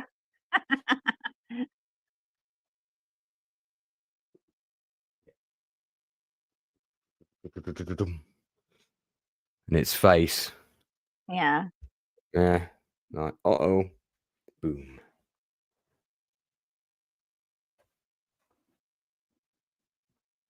so cool. Uh, so cool. Love that. They're like, thank goodness. So, and the Stargate is in place. It's still intact. Ah, what a great idea. Like, I so wish they'd made the original 2 planned sequels for this straight away. I don't know why that didn't happen. And then when they did want to make them, there was a massive rights issue because of the TV show. And it oh, took yeah, ages to get the rights back to actually then, because then the TV show didn't want them to do the of movies. course. Yeah. And Spader and Russell are both up for coming back to doing the other 2 films. Really? Yeah, and they've got a plot. There's a whole plot line written out. I don't know that they've got full scripts, but they've certainly got the plot line written out for the story. Yeah, the second film was set 12 years after the original, with Jackson making a discovery that leads him back to Earth and the uncovering of a new Stargate. Mm. And the third installment And was going to tie everything together. Um,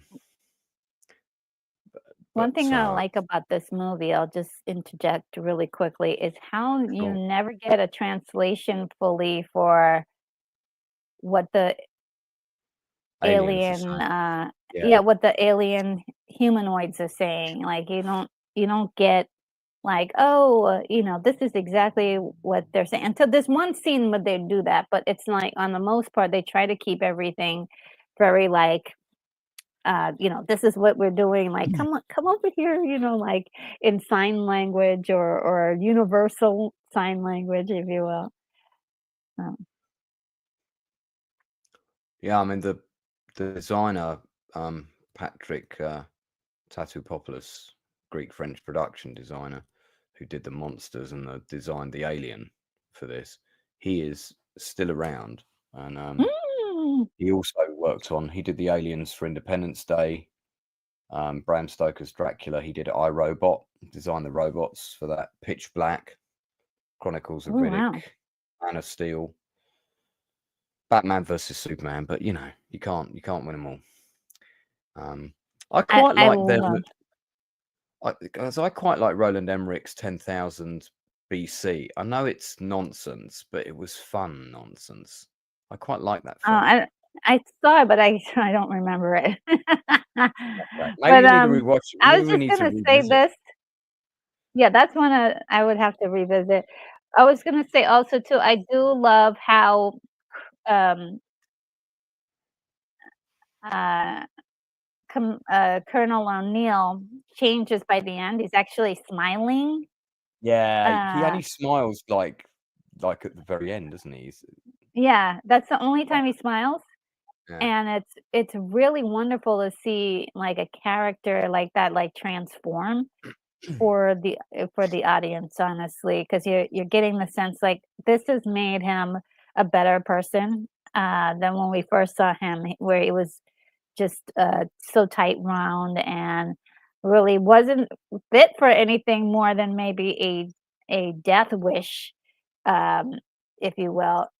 Holding that gun at the very beginning of the movie, and I love that transformation, and you see why, right? Because you get the kids, sort of like him being a dad to these kids, and also them being kind of his regiment too, like, it was just actually kind of fun and interesting. Um, and were there some other things you wanted to say about the movie? I think it's a key film timing wise because at that time in the 90s there wasn't a lot of big budget original sci-fi being made. There Yeah, weren't. If you look around that time, there was quite a few straight to video things. You know, Albert Band was still Charles Band, sorry, rather, was still chucking stuff out, and you know the Robojocks guy and all of that. But there wasn't sort of space opera sci-fi. This has definitely got one foot in that camp, and the other foot is sort of in the real world. And I think Stargate and then later Independence Day, you know, you've got to credit both of those films for sort of reinvigorating that kind of epic yes, sci-fi action yes, adventure story, and that's what this film is. It's a great action adventure sci-fi film that sort of it's got enough basis in reality that you know it's a bit like Narnia. You know, you could believe that Narnia is beyond the wardrobe. You could believe that beyond the Stargate this world exists, and you could believe a Stargate exists. So it's kind of that tangible. What if maybe that maybe that does exist somewhere, yes, and I think that's what's great about it. I would love to still see the two sequels, especially while the two principal actors are still around. Um, you know, it'd be great yeah, if they made them. I mean, whether we'll get them or not, I don't know. yeah, Um, it's a really strong film. It's not a perfect film, but it's got a great cast, great score, really well edited. Production design is absolutely amazing. I love the visuals. I've got the score on CD. Actually, I should have grabbed that to show you. It might even be in the shed, to my shame. But I don't have a CD player anymore. So, yeah. So, what else can I say? I mean, it's great. I was glad I got to come on and chat about it because I remember at the oh, time my interest in science fiction had kind of waned a little bit. I think mm, I was watching Deep Space Nine and Babylon 5 when this was yeah, broadcast. it's about So around that. there was some good stuff on the telly, but we weren't getting much in the cinema. And then I saw this, and I was like, "Oh, yeah, this is, you know, who are these guys?" And I did see Moon 44. I saw it at the cinema. In fact, I got to watch it for free because the manager that ran that cinema was the manager that used to run my cinema when I was working there. And I just saw that it was on one day. I was in town, and I thought, well, I'll go and watch that. That looks kind of an interesting film. And yeah, it was cool. It was called Moon 44. That's right. I'm just double checking. Okay, And that came out, I think, in the very early 90s, like around 91 or 92, something like that. I'll have to check that out. It sounds very interesting. I think, yeah, I think you sold it well. I mean, I don't And know some other if we're movies. sorry, I was going to say, I don't know if we're doing ratings, but I'd probably rate Stargate like an Oh, 8 out of 10. 8 out of Yeah. 10. Yeah, I would do Yeah. that too. I would give it slightly higher numbers, um, because of the n it was never done before, in this kind of capacity. Idea too to make science fiction with, like, this sort of ancient Egyptian history, which we've seen now, like, tons of videos saying, "Oh, yeah, well, maybe aliens were influencing the Egyptians and the Mayans," but, That's on Ancient Aliens every week, isn't it? ancient On whatever. ancient Yeah. aliens, but the cool part about it is that we get to, we get to imagine it in a fiction form, and of course the adventure, uh, it was breaking new ground, which I always love when films do that. And look, sometimes when films break new ground, there are a lot of people who are like, "Oh, that is not, that's not working for me." It's maybe too many different things but I loved it so much. But I just wanted to talk about some of the movies from 1994 that that was out. Speed, of course, 1994. Uh, Good movie. Good Now, movie. Street Fighter, people may not agree that it's a great movie, but they would probably say it's an interesting movie, a very interesting movie. True Very, Lies, very interesting. very interesting. Um, and True Lies, which is really, I really like that movie a lot. James I Cameron. love True Lies. Love True Yeah, Lies. yeah. It really is. I mean, I was watching it recently and I was like, "Oh, this may not be a uh, this may have some problems with the general audience," but it's definitely one of those movies where, the nostalgia, if you remember it, um, it was like an American Bond story almost. And, we've got The Crow, which I was an absolutely fantastic movie. Oh, gee, What I haven't else? seen that since it came out, actually. Really? No, but it was quite a good year for movies, though, wasn't it? 94. Yeah, 94. Let's see. Wolf was out that year, and James Spader was in it as well. I wasn't sure that it was the same year, but that was definitely the same year. We have also Time Cop, which is I love that movie so much. Yeah, Seriously. I like Time Cop. It's directed by Peter Hyams, who's one of my favorite directors. Oh, really? Yeah, Yeah, yeah, he did Running Scared with Billy Crystal and oh my God, the guy that passed away. Cop buddy movie. It's one of my favorite cop buddy movies. Running Scared, same director. oh, wow. Um, yeah, let me know when you get that, now, not a lot of people like this movie, but I did, for silly reasons, but still loved it. Star Trek Generations. Oh no, I know people sorry, I know people I must I must protest, Queen I Retro. I'm know, sorry. I know, I know, I and I for I really didn't like that film, and it just, I mean, first of all, the whole Kirk Picard thing narrative, that, I mean, the plot had so it many holes in it. yeah, Um, it needed a little help. It needed and that a they made all the mistakes they always make when they bring, like an IP to the big screen. They try and do all these different things, and they don't do the things that made it work on telly. yeah, And it was just yeah, too many characters, nonsense plot, and then the scene. Then they, of course, they had to blow up the Enterprise again, and then the scene when it's crash landing. Yes, it's model work and stuff, but God, you can really tell. I mean, it's like, look at the plastic trees bending over and stuff. It was, I don't know. Well, that seems like a fully other movie critique altogether. We'll have to get Maybe we together for that.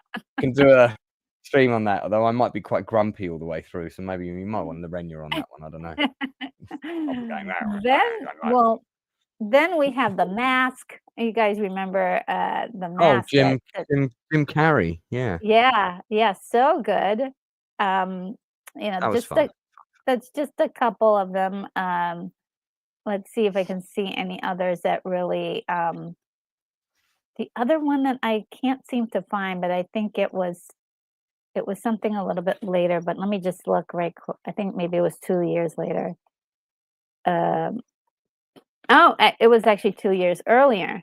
Uh, Universal Soldier was one of That those was movies. that was directed by Roland Emmerich, who directed this. Interesting. Interesting why I like, that movie so much, and it gets a little cheeky at the end, a little silly at the end, but I sat in the theater, um, so many times, more than 20 times seeing that movie, okay? I will just say that. I More than 25 times in the theater to see that movie, because I loved it so much. That and Speed, these are like some of the 90s, movies that I absolutely loved, and Yeah, so, yeah.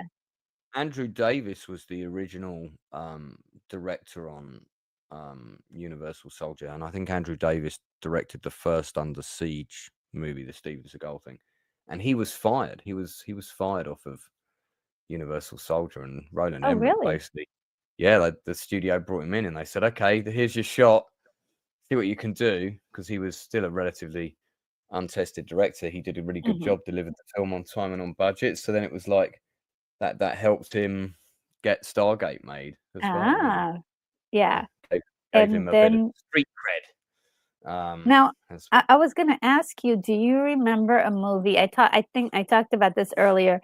It's called Soldier. Yes, And with Kurt Russell. yeah. So Oh, we kind of get like a reprisal of that kind of hard-nosed military yeah, guy in Soldier. And it's got like a Running Man feel to it. yeah. It's really I kind mean, of you could believe that the soldiers in Soldier, you could believe that the genes were extracted from Colonel O'Neill's gene pool in order to create, yes. and that's his baby. Um, So true. well, So true. I went to an industry screening of Soldier, and Jason Isaacs was there. That was the first time I met Jason Isaacs, Ah, and it was a little small. It's only such like a a cool actor. 50 seater. The film didn't get much of a release in the UK, but anyway, we had this special screening, and Okay. Jason Isaacs did Armageddon, and he did Soldier back to back, and Oh, and somebody said, so what was it like working with Kurt Russell? And he said, look, let me tell you, I just got off Armageddon, which was basically Battle of the Egos. When I came to do my shots, none of the actors were there. If they weren't in the shot with me, they weren't there. When I was working on Soldier, whether he was in the shot or not, Kurt Russell was there for every line that I delivered. Whether he was in the oh, shot or really? not, he would feed me my line. He would give me my eye line. He wouldn't let any stand-ins come in and do it. And he sort of took him to, they were at craft services at some point, had a little conversation on their own. And he sort of said, Kurt, I mean, you don't have to do that. And it's very nice for you to be there for all of my shots, but, you don't have to do that. And he goes, man, I'm on $75,000 a day. Of course I'm going to be here for your shots.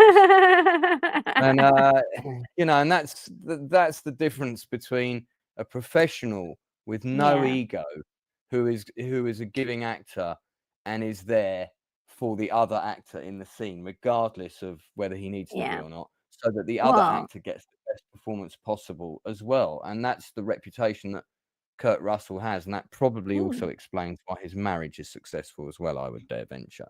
So, mm, mm, um, mm. I've never heard a bad word said about Kurt Russell in the I industry haven't ever. I mean, either. I I hear a have lot of not words. either.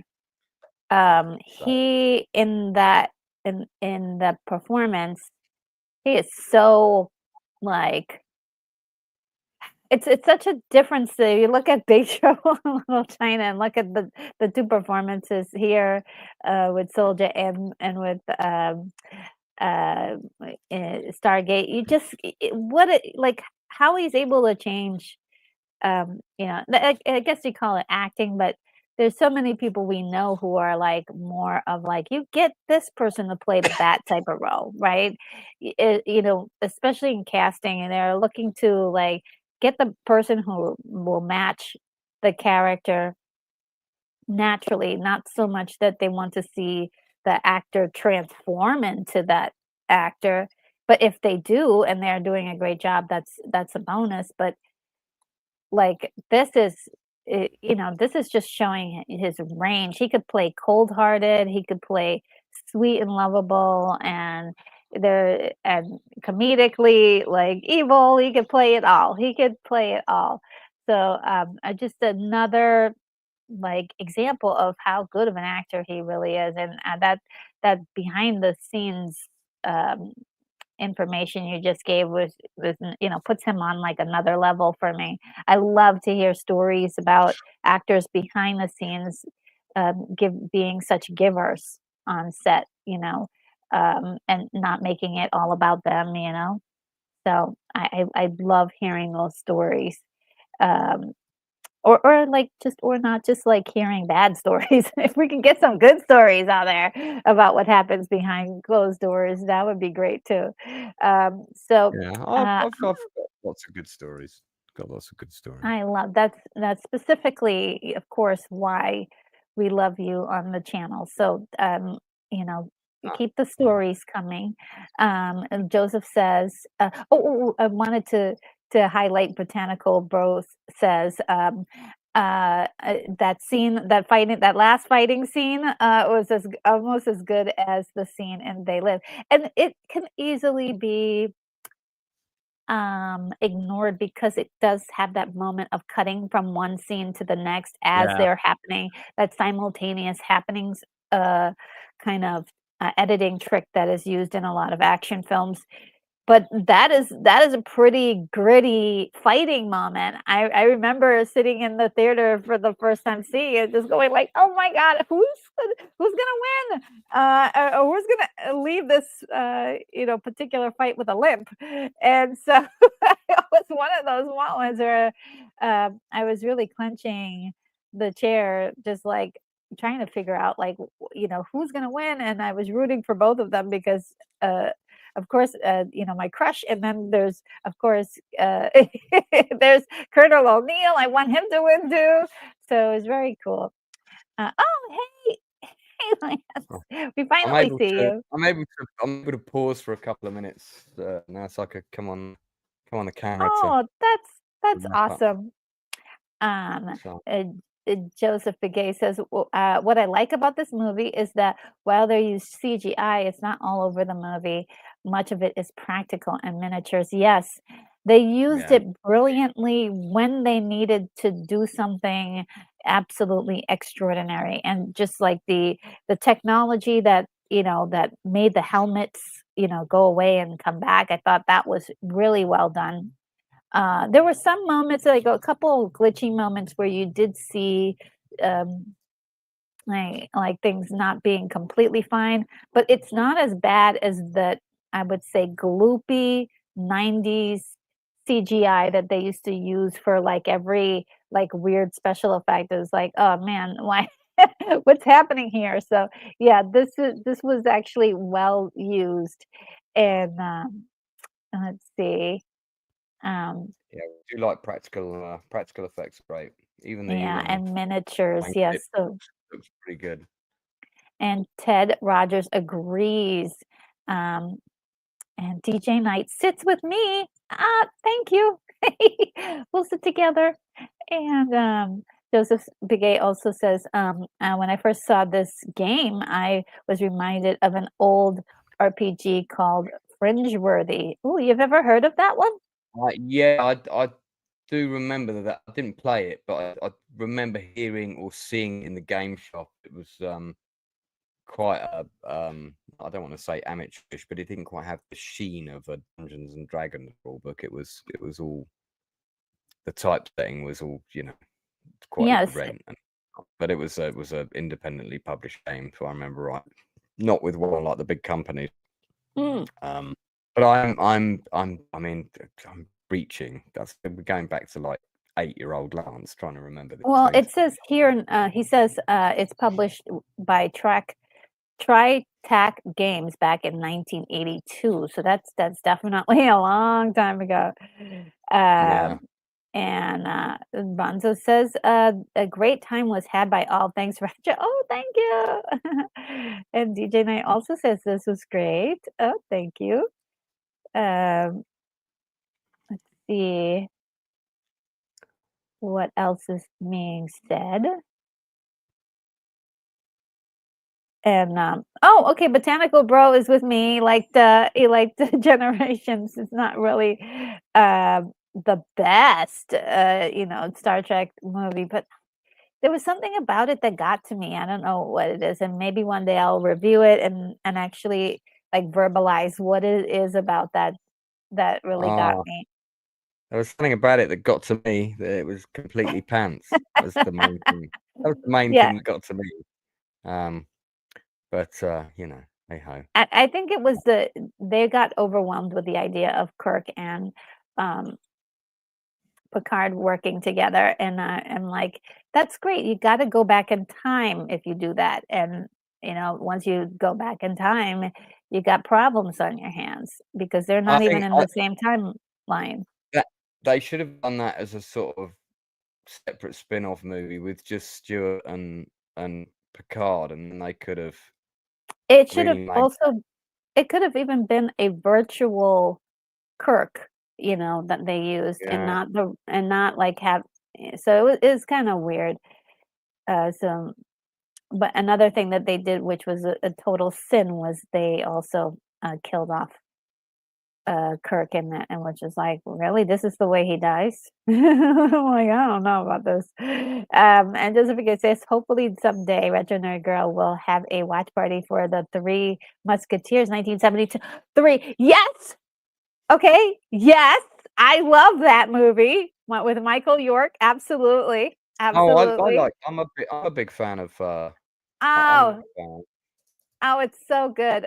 Christopher, who am I thinking? Christopher um, Lee is in that, right? That one, and Yeah, he so plays is Cardinal Rashau, or whatever.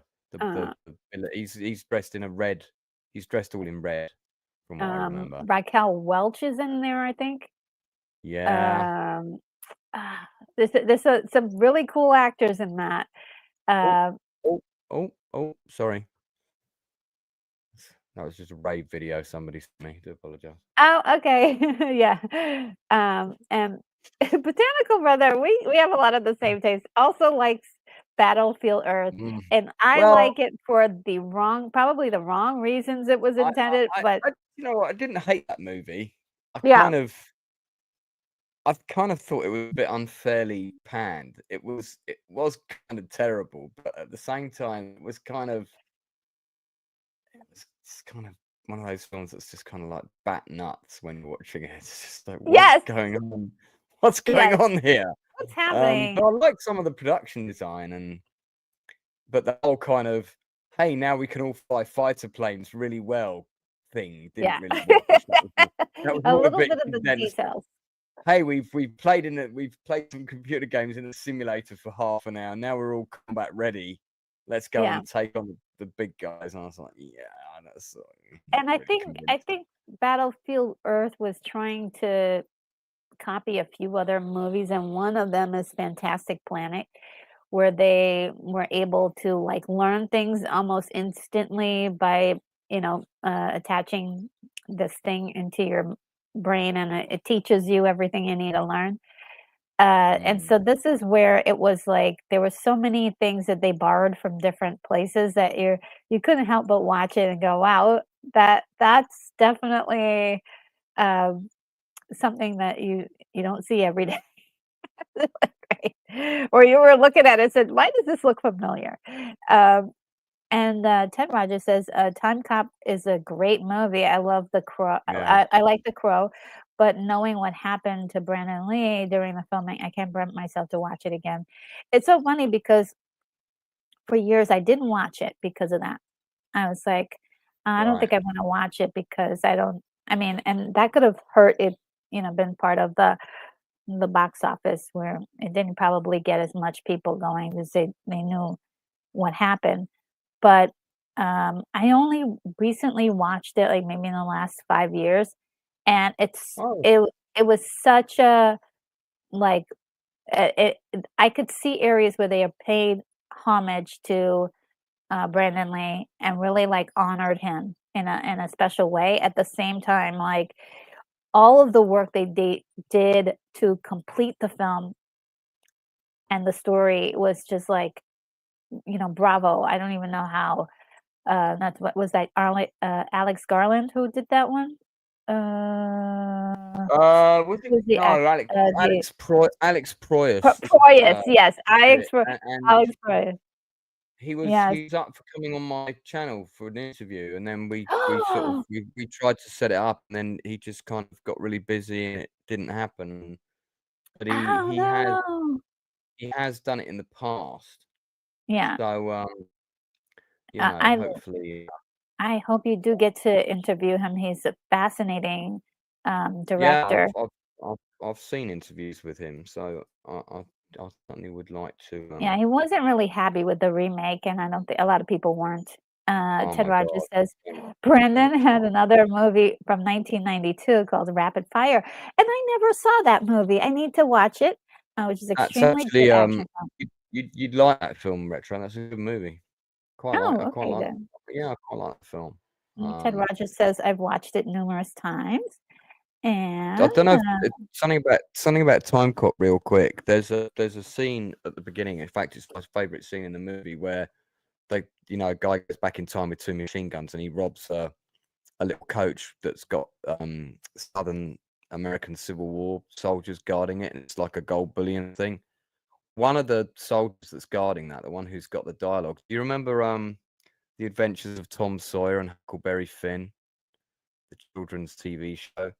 That had that song "Down by the River." Anyway, not going to no, sing that. I didn't. You didn't Alright. watch that show? No, It was like a massive. That was like a massive show in the 70s in America. It was huge, huge show. Ooh, Ran for sorry. ran for I remember the books. I don't remember the show. the two actors that played Tom and Huck, Tom Sawyer and Huck Finn. The one who played Tom Sawyer didn't really go into do much else. Huck Finn is the Confederate soldier in that scene in Time Cop, and he was also in Stakeout. With because I often wonder what happened to him as an actor. I think he's a really, really good actor. It's a shame that he hasn't had sort of bigger roles, but I kind of grew up with him as a kid, and then I was like watching Time Cop, and I was like, oh my God, it's Huckleberry Finn in a American Civil War Southern Confederate uniform guarding a gold bullion on a coach, which seemed really weird when he in the show he helps a black slave go free. Quite a contradiction. But he's a really good actor. I think his name Tracy somebody. Great actor. Sorry, anyway, bit of trivia. Lance rabbit hole tangent. What did you do? I'm sure I've got 5 more of those that can make me late for Oh my Millennium. goodness, that's another show we've got to do. Oh my God, the shows are piling up. And Botanical says Kurt was good in Godzilla miniseries. And Joseph Gay says, actually, it seems Kirk Russell and Goldie Hawn are not married, but are listed as partners since 1983. That's as good as married. That's as good as married. Yeah, I think most of us are okay with that. I mean, I'm sure there's some people who aren't more and strict actually, about for things, all intents and purposes, they would be legally married as well. So yeah, I think they were both previously married, and that didn't work out. So I think there would be some reasons why. Let's see.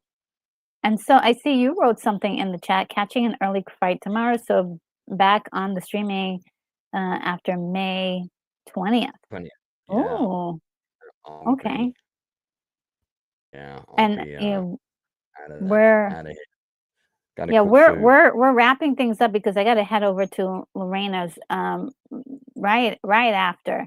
I wanted to. Lansing needs to get to bed because it's got to catch a plane in the morning. Oh, okay. Yes. We got to make sure you get to your plane on time.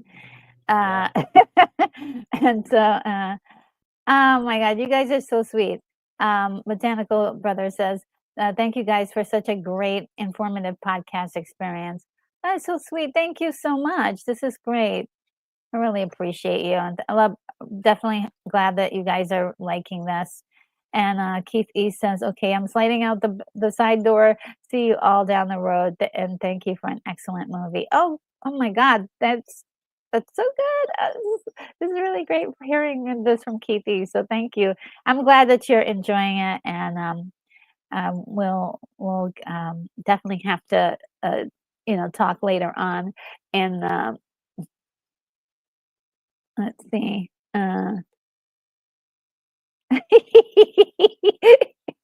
Joseph McKay says Battlefield Earth, where just about every shot is done in Django, which I actually like.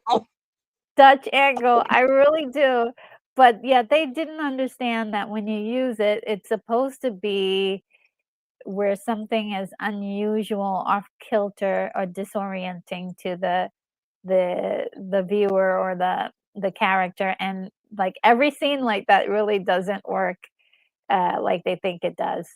So yeah, it was very unusual, but it was it's a for me it's a joy to watch that movie for sure. Everybody's just being ultra crazy in their acting one. And DJ Knight says, I love me some Stargate. SG1. Yeah, SG1. There was that, and then there was Atlantis. And Jason Momoa got really famous from being on one of those shows. I One only of ever those shows, I think. saw I only ever saw the first 2 seasons of the original show. I think there was some edited movies of Atlantis, and I think I saw one of like the 90-minute. You remember they released them to rent to the rental market. Oh Oh, boy, let's guys, see. that's my signal. I gotta head over to Retro Lorena's. alert. Right, Ah, we need to wrap up. We need to wrap up. Thanks yeah, for having me please. on. Really enjoyed myself as always. And if you want to catch me on my channel, it's the Outcast Creative. Interview a lot of creative people. Got some interviews lined up, but there's no live streams until after the 20th of May. And Yes, regular and really, shows. good luck with your travels and stuff, and be safe. Make sure you're safe. I will And admit I'm a little bit nervous. But it'll be fine. yeah, Just, where are you heading off to again? I mean, if you don't mind sharing. I'm going on my first rave holiday. Mm. That's not why I'm nervous. I'm nervous because this is the first time traveling since my PTSD diagnosis and all the stuff that happened, and that all happened when I was traveling before. So the whole traveling thing just makes me very nervous. But I'm sure I can imagine. it'll all be fine. I've got my retro SOS pack ready, so And stand just by. wanted to say hello really quickly. Just came through the door. Pleasant Valley Picker. So good to see you. Know you're only here for a few moments. Yeah. And yeah, so I didn't mean to cut you off. Continue what you were saying. No, that was it. I was saying it'll be fine. But yeah, thanks very much for having me, and congratulations on you've hit 10,000 subs now, right? I think you have, yeah. Yeah, You've hit, yeah. I'm actually yeah. at 13. Wow, it's I'm sure I've been on since you hit 10, but I saw an older video on the way to 10K the other day, and I was thinking, did I ever congratulate Retro for hitting 10? I'm sure I must have done. Thank you. Anyway, Yeah. I didn't know congratulating you now. Here's to hitting 15 in the not too distant future. I'm coming up to about 5.5 at the moment, so I'm hoping to get towards 7.5 by the end of the year. Oh, I don't think I'll hit 10 this year, but maybe depends on some of the guests. you Maybe if I never get you some. never know. Yeah. You never know. We So need more I just retro guest spots, more retro guest spots, and then who knows? see that building up the incentive there. And I wanted everybody to be able, like, if you wanted to hang out with me and Lorena later on and watch what's the movie we're watching? How to Train Your Dragon, 2010. Yeah. Come on over. The link is in the chat. So if you want to see the movie and well, at least hang out with us as you watch your copy. Probably if you have a Disney Plus or you have your own copy, go ahead and join us. And Buzzer says, "Got to ask, are they your day-to-day glasses? Oh, the ones that I'm wearing? No. Well, I usually wear the red ones to match red, but these are my day glasses. Not much difference." Hang on. Wait. They're your dating glasses? No, my day glasses. Day to Oh, your day to date. day I glasses. thought you said your dating glasses. I was like, oh, you're going on a date. These are the glasses I wear for dating. Yeah, no thanks. I think this look now is a good dating look right now. There you go. Yeah. So that also works. Pleasant Valley is saying my glasses are rad. Thank you, thank you. Yeah, I just I probably need to get some more, but Joseph Begay suggested I should try pink, and so we're looking into that. We're looking to that, and your real glasses make sense. Yeah, those are the ones that have the computer blocker blue blockers in there. So this one doesn't. So but I really should get the ones with the blue blockers on for a daily one. So that's why I have the different glasses that I wear. And Eugenia says very retro. Yeah.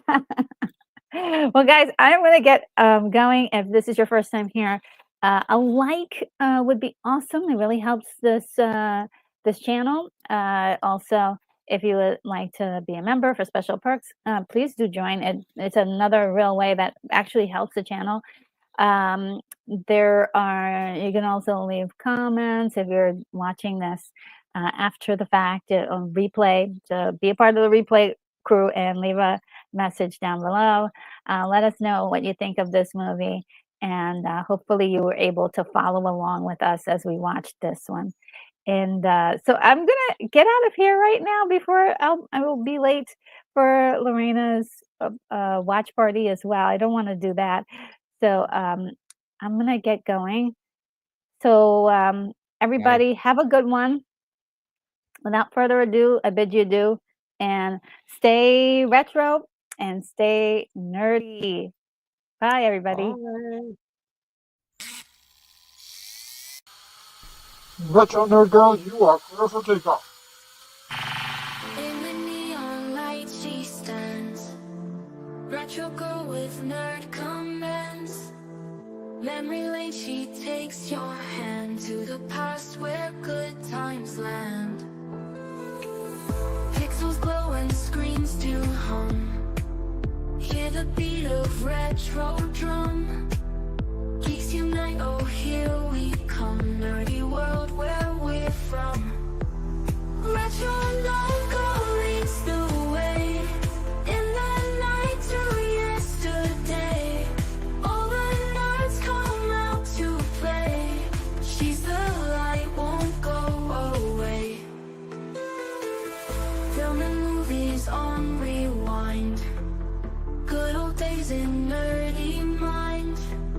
Retro nerd girl you will find, guiding us all intertwined. Joystick games and cosmic fights, wonders days and sleepless nights. With her everything feels right, retro glow in neon lights.